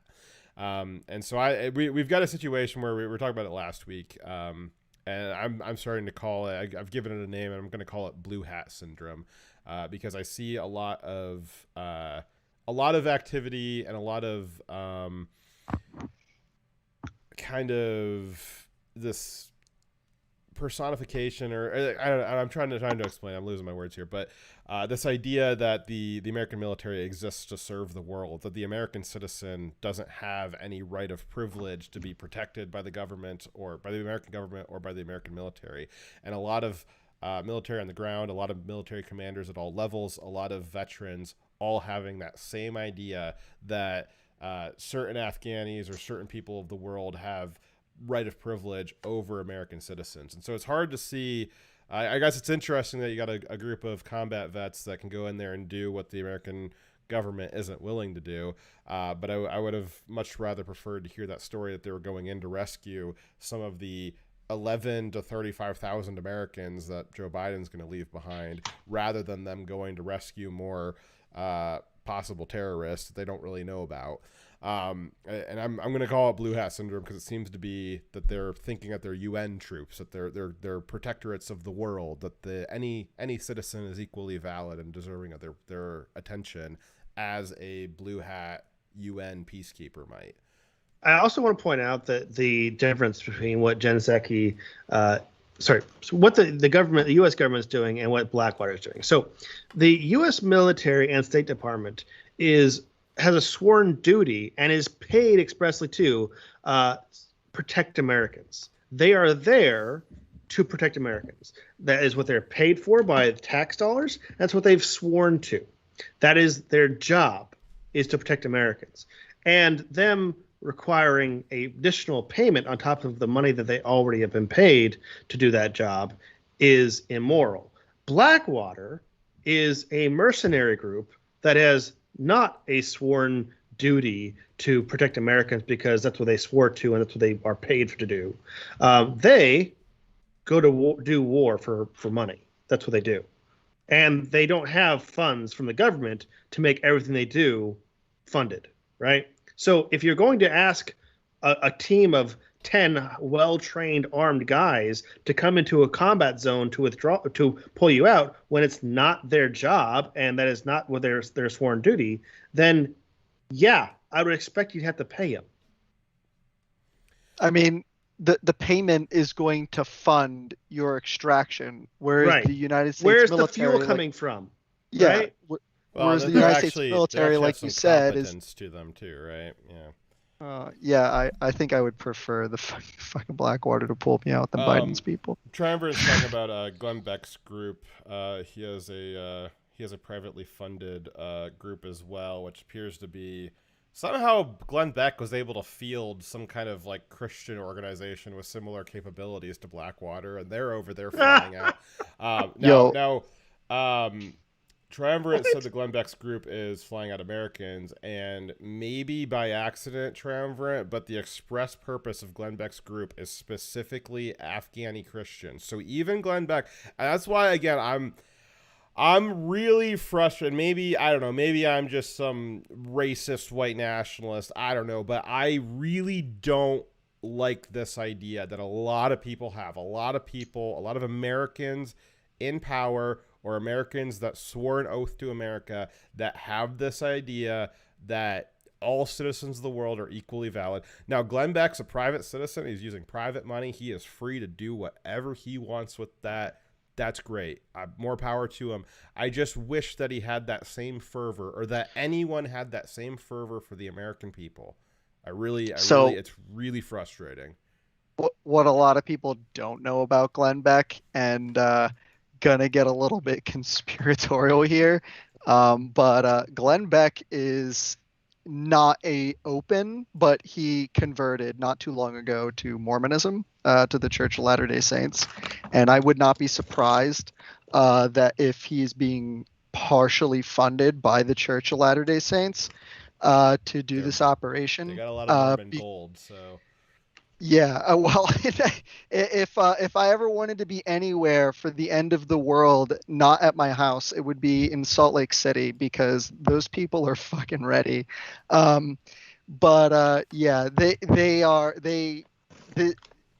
this could be a publicity stunt for the church eventually. Maybe it won't be, but I have a feeling that's partially where this comes from. So, not that there's anything wrong with it. I don't think there's anything directly wrong with what he's doing. It's of his own accord. I just don't think that the taxpayers, should be funding to pull these people out. That's how I feel about it. So, but that's kind of where I get to this idea of the blue hat syndrome, especially for current enlisted. It seems that this has affected people that have retired out. Obviously, if you're a combat vet who's retired but is still capable of missions, you're probably more of a recent retiree. But whatever subversion the left tried to do the military the last couple decades, I think it was way more successful than what we even feared it was. And my concern is that you have a lot of people who, like that girl we just watched, if they get the order for martial law, or if they get, whatever it is, if they are told to do domestic operations against U.S. citizens, you'll have a lot of people. I don't know if it's more than half, but you'll have a lot of people enlisted in the military, a lot of veterans who will just look at that and say, well, I'm a soldier of the world. American citizen is just like any other world citizen, and if they're getting out of line, we'll go bash their heads in because I'm a soldier for the world. I'm a UN blue hat. And so that's my concern looking at this kind of as a whole context, is that we haven't had the opportunity to test the willingness of the American military to defend the American citizen for a while. I would say the last big time we faced some kind of large scale threat would have been probably World War II. And we have had a lot of doctrine the last 70 years of fight them over there so we don't have to fight them over here. And yeah, we've had a few incidents over the years where American citizens got themselves into a pickle, but that was handfuls, never thousands, much less tens of thousands of Americans getting themselves into a pickle that Joe Biden basically poured onto them. But the American military had the opportunity to shine in that moment. A lot of our allies, their militaries shined in that moment to defend their citizens. And through our weak leadership, and some of that's the American civilians' fault. We gave you guys a very poor civilian commander-in-chief. But there's weakness throughout the hierarchy, and it's very concerning that we had the opportunity to shine for the American people, to rescue tens of thousands of them, and the American military has not had that opportunity in a while, and I don't think that it achieved that mission. Yeah, I'm very concerned. I feel like I am part of an organization that no longer do my values align with. I feel like the leadership above me not only doesn't support me, but actively opposes me and hates me.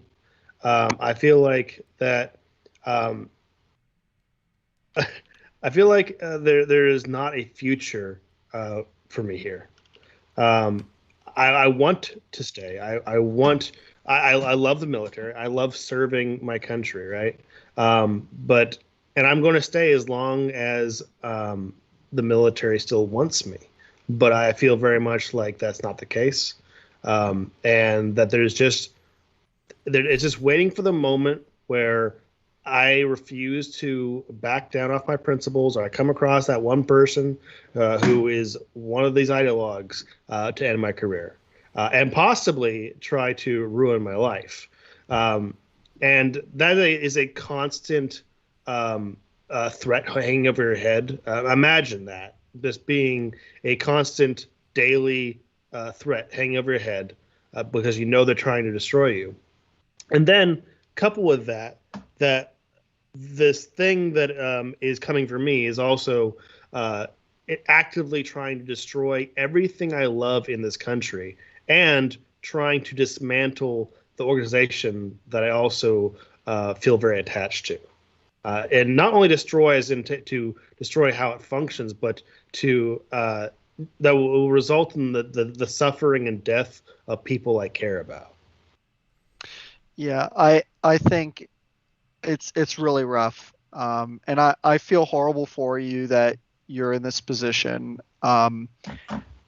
I'm definitely not going through something totally akin to that, but very, very vaguely similar.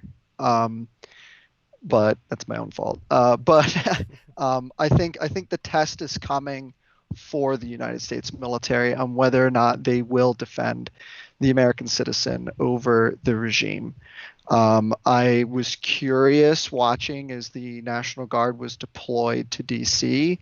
I've talked to National Guard soldiers who have been there, and it was at times very tense, most of the time very boring. But I think the time is coming soon when the military will be tested, when their loyalty will be tested on where it is, especially with the vaccines getting approval from the FDA and mandates possibly coming. I mean, we're watching what's going on in Australia. The military being used to do horrible, heinous fucking things to the people that the police are clearly capable of doing. So I worry about that. And I definitely think we could see some self-purges out of the military coming soon of people quitting and getting out and running out their contracts or whatever. So you can't even pull a Corporal Klinger anymore to get out. But yeah, so scary times for the military in the future, that's for sure. Yep. President Joe Biden announces that another Kabul terror attack is highly likely this weekend. Oh, great. Oh, joy. Is it morning in Afghanistan yet? It was 25 minutes ago, I think. Yeah, well, there's no way Joe Biden released that 25 minutes ago. It's 9 p.m. in Eastern time. The Mirror, the Daily Mirror released that article. Not him. Jill Biden probably released that. So, I think one of the last things we'll close on here, depending on how long we're going to talk about it, is Joe Biden's press conference on the evening of the 13 servicemen and women being killed by Taliban K. Joe Biden was asked by Peter Doocy if he took responsibility for their deaths. Let's see how our fearless commander-in-chief responded. That a former president made a deal with the Taliban. Are dead. I'm the most interesting guy that I know in the press. That's you.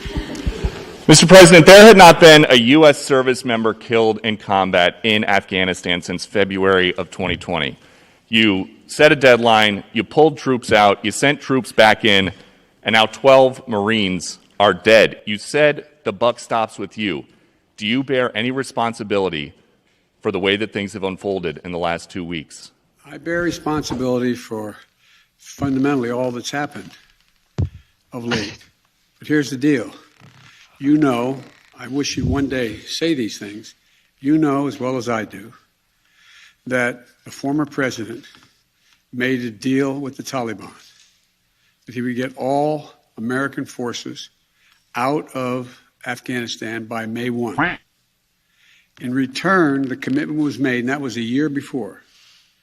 In return, he was given a commitment that the Taliban would continue to attack others, but would not attack any American forces. Remember that? I'm being serious. No, I'm asking you a question. Because before... No, wait a minute. I'm asking you a question. Peter Doocy said Donald Trump is not the president right now. Is that accurate, the best of your knowledge? What? I don't think the issue is, do you think that people have an issue with pulling out of Afghanistan or just the way that things have happened? I think they have an issue that people... Peter Doocy said, as the Biden administration has tried very hard to do the last 2 weeks, as conflate the idea of getting out of Afghanistan versus the way that we get out of Afghanistan. And Peter Doocy reiterated that he doesn't think that the American people have an issue with getting out of Afghanistan, because that's what Biden was trying to do. He's trying to set up, well, if you're upset about us getting out of Afghanistan, you should blame Trump. And Peter Doocy is basically saying it's not an issue with getting out of Afghanistan, it's how we got out of Afghanistan. And so then Biden responds back. Do you think that people have an issue with pulling out of Afghanistan or just the way that things have happened? I think they have an issue that people are likely to get hurt. Some, as we've seen, have gotten killed, and that it is messy. The reason why, whether my friend will acknowledge it or has reported it, the reason why there were no attacks on Americans, as you said, from the date until I came into office, was because the commitment was made by President Trump, I will be out by May 1st. In the meantime, you agree not to attack any Americans. That was the deal.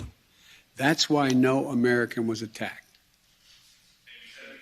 A few days ago, you said you squarely stand by your decision to pull out.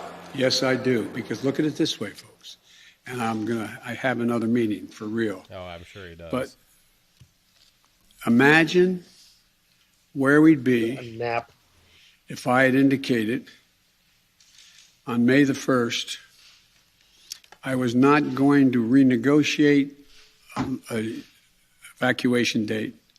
We were going to stay there. I'd have only one alternative. My God. Pour thousands of more troops back into Afghanistan to fight a war that we had already won relative to why the reason we went in the first place. He thinks it's I have still never like been.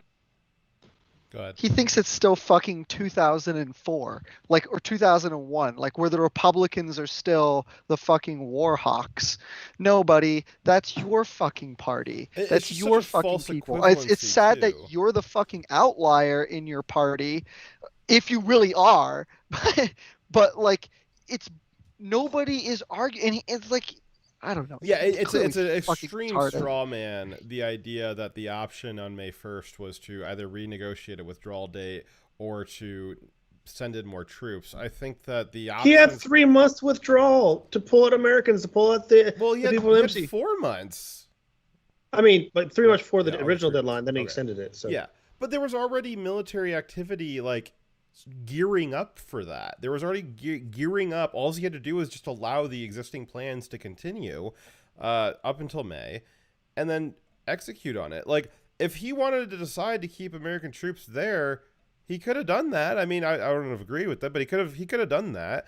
Nobody if he wanted to send more troops in too, I mean, what's he saying? That would have been a bad political move? I mean, I can't imagine it was any worse than this.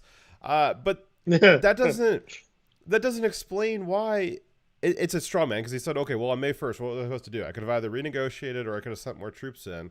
It's like, okay, yeah, but you didn't choose either of those. Why was the third option to pull out anyways in a disastrous fashion to the point where we have the Taliban being our primary source of defense? I just, it's such a straw man. If he believes so hard and with tears in his eye over Bo, that we need to pull out. This has got to happen. It's time to end the forever wars. Couldn't he set aside his political? If it's so important, couldn't he set aside his political differences with Trump and say, okay, Trump made a good call on trying to get us out. We're gonna pull out. And if he's the great. Does anybody else remember when he was the great uniter? Remember that phase? Wouldn't that have been the most uniting thing that he could have done? I'm going to commit day 1, January 20th, Inauguration Day. We're going to start completely removing all of our civilian forces. Well, he couldn't do it because he had to be. It would have been Orange Man make a good decision, and I really think that all the stuff that we talked about. What does this come down to? I think it came down to he couldn't follow a Trump plan because Trump started it. And if it worked out the way Trump had said it would work out, Trump would have gotten a lot of credit for it. And I really think it was just a dirty political move. And unfortunately for the world, and especially the American people, unlike Biden's previous dirty tricks where he's just, scooping up dollars out of Ukraine or China or, screwing over a senator or making a bad credit card policy, this one got a lot of people killed, is going to result in a lot more people getting killed, and has massively disrupted America's ability to be a force in the world in the future. It just goes to show how much they're willing to sacrifice just to spite Trump. They're willing to let a bunch of people die. They're willing to sacrifice our military capability. If they want to destroy someone, they will go through any effort, no matter what it costs. I did enjoy his attempt to create a third option there when Peter Doocy asked him, do you really think that it's the withdrawal that the Americans have a problem with, or do you think that it's the way that we withdrew? And Biden responded back with, I think Americans have a problem with people dying and how messy it is. Well, yes, Biden. Yeah. That's that way? That's how we withdraw, is you withdrew in a messy way. I think that Americans wanted it to be withdrawn in a not messy way, obviously. I don't know. It's this is our better men, I guess. I hope yeah. The adults are back. Yeah. Who is that? Sam Harris who tweeted that, and then he retweeted back out. The reference we're making is Sam Harris, who is supposedly what was the intellectual dark club or whatever. I don't know. He's some idiot who thinks he's smart. He tweeted out on Inauguration Day, I'm glad that the adults are back in the room. And then this week he retweeted himself and said, I'm slowly eating each of these. I'm slowly eating these words syllable by syllable, which at least he knew enough that he was wrong. Maybe he would know enough to stop talking at all. But all right. Okay, guys, this has been a wonderfully depressing show. I appreciate you guys helping me in my my self-flagellation here. Thank you, Krieg, for coming. I appreciate it. Yeah, appreciate you guys having me on. Sorry I was a little late. It's all right. I will never forgive you. I will hold this grudge for the rest of my life. I won't forgive myself either. As you shouldn't. I am exhausted. It is very late here. So I will say good night to you guys, and Direwolf out. Yeah, Trees signing off. Krieg is out. Auf Wiedersehen.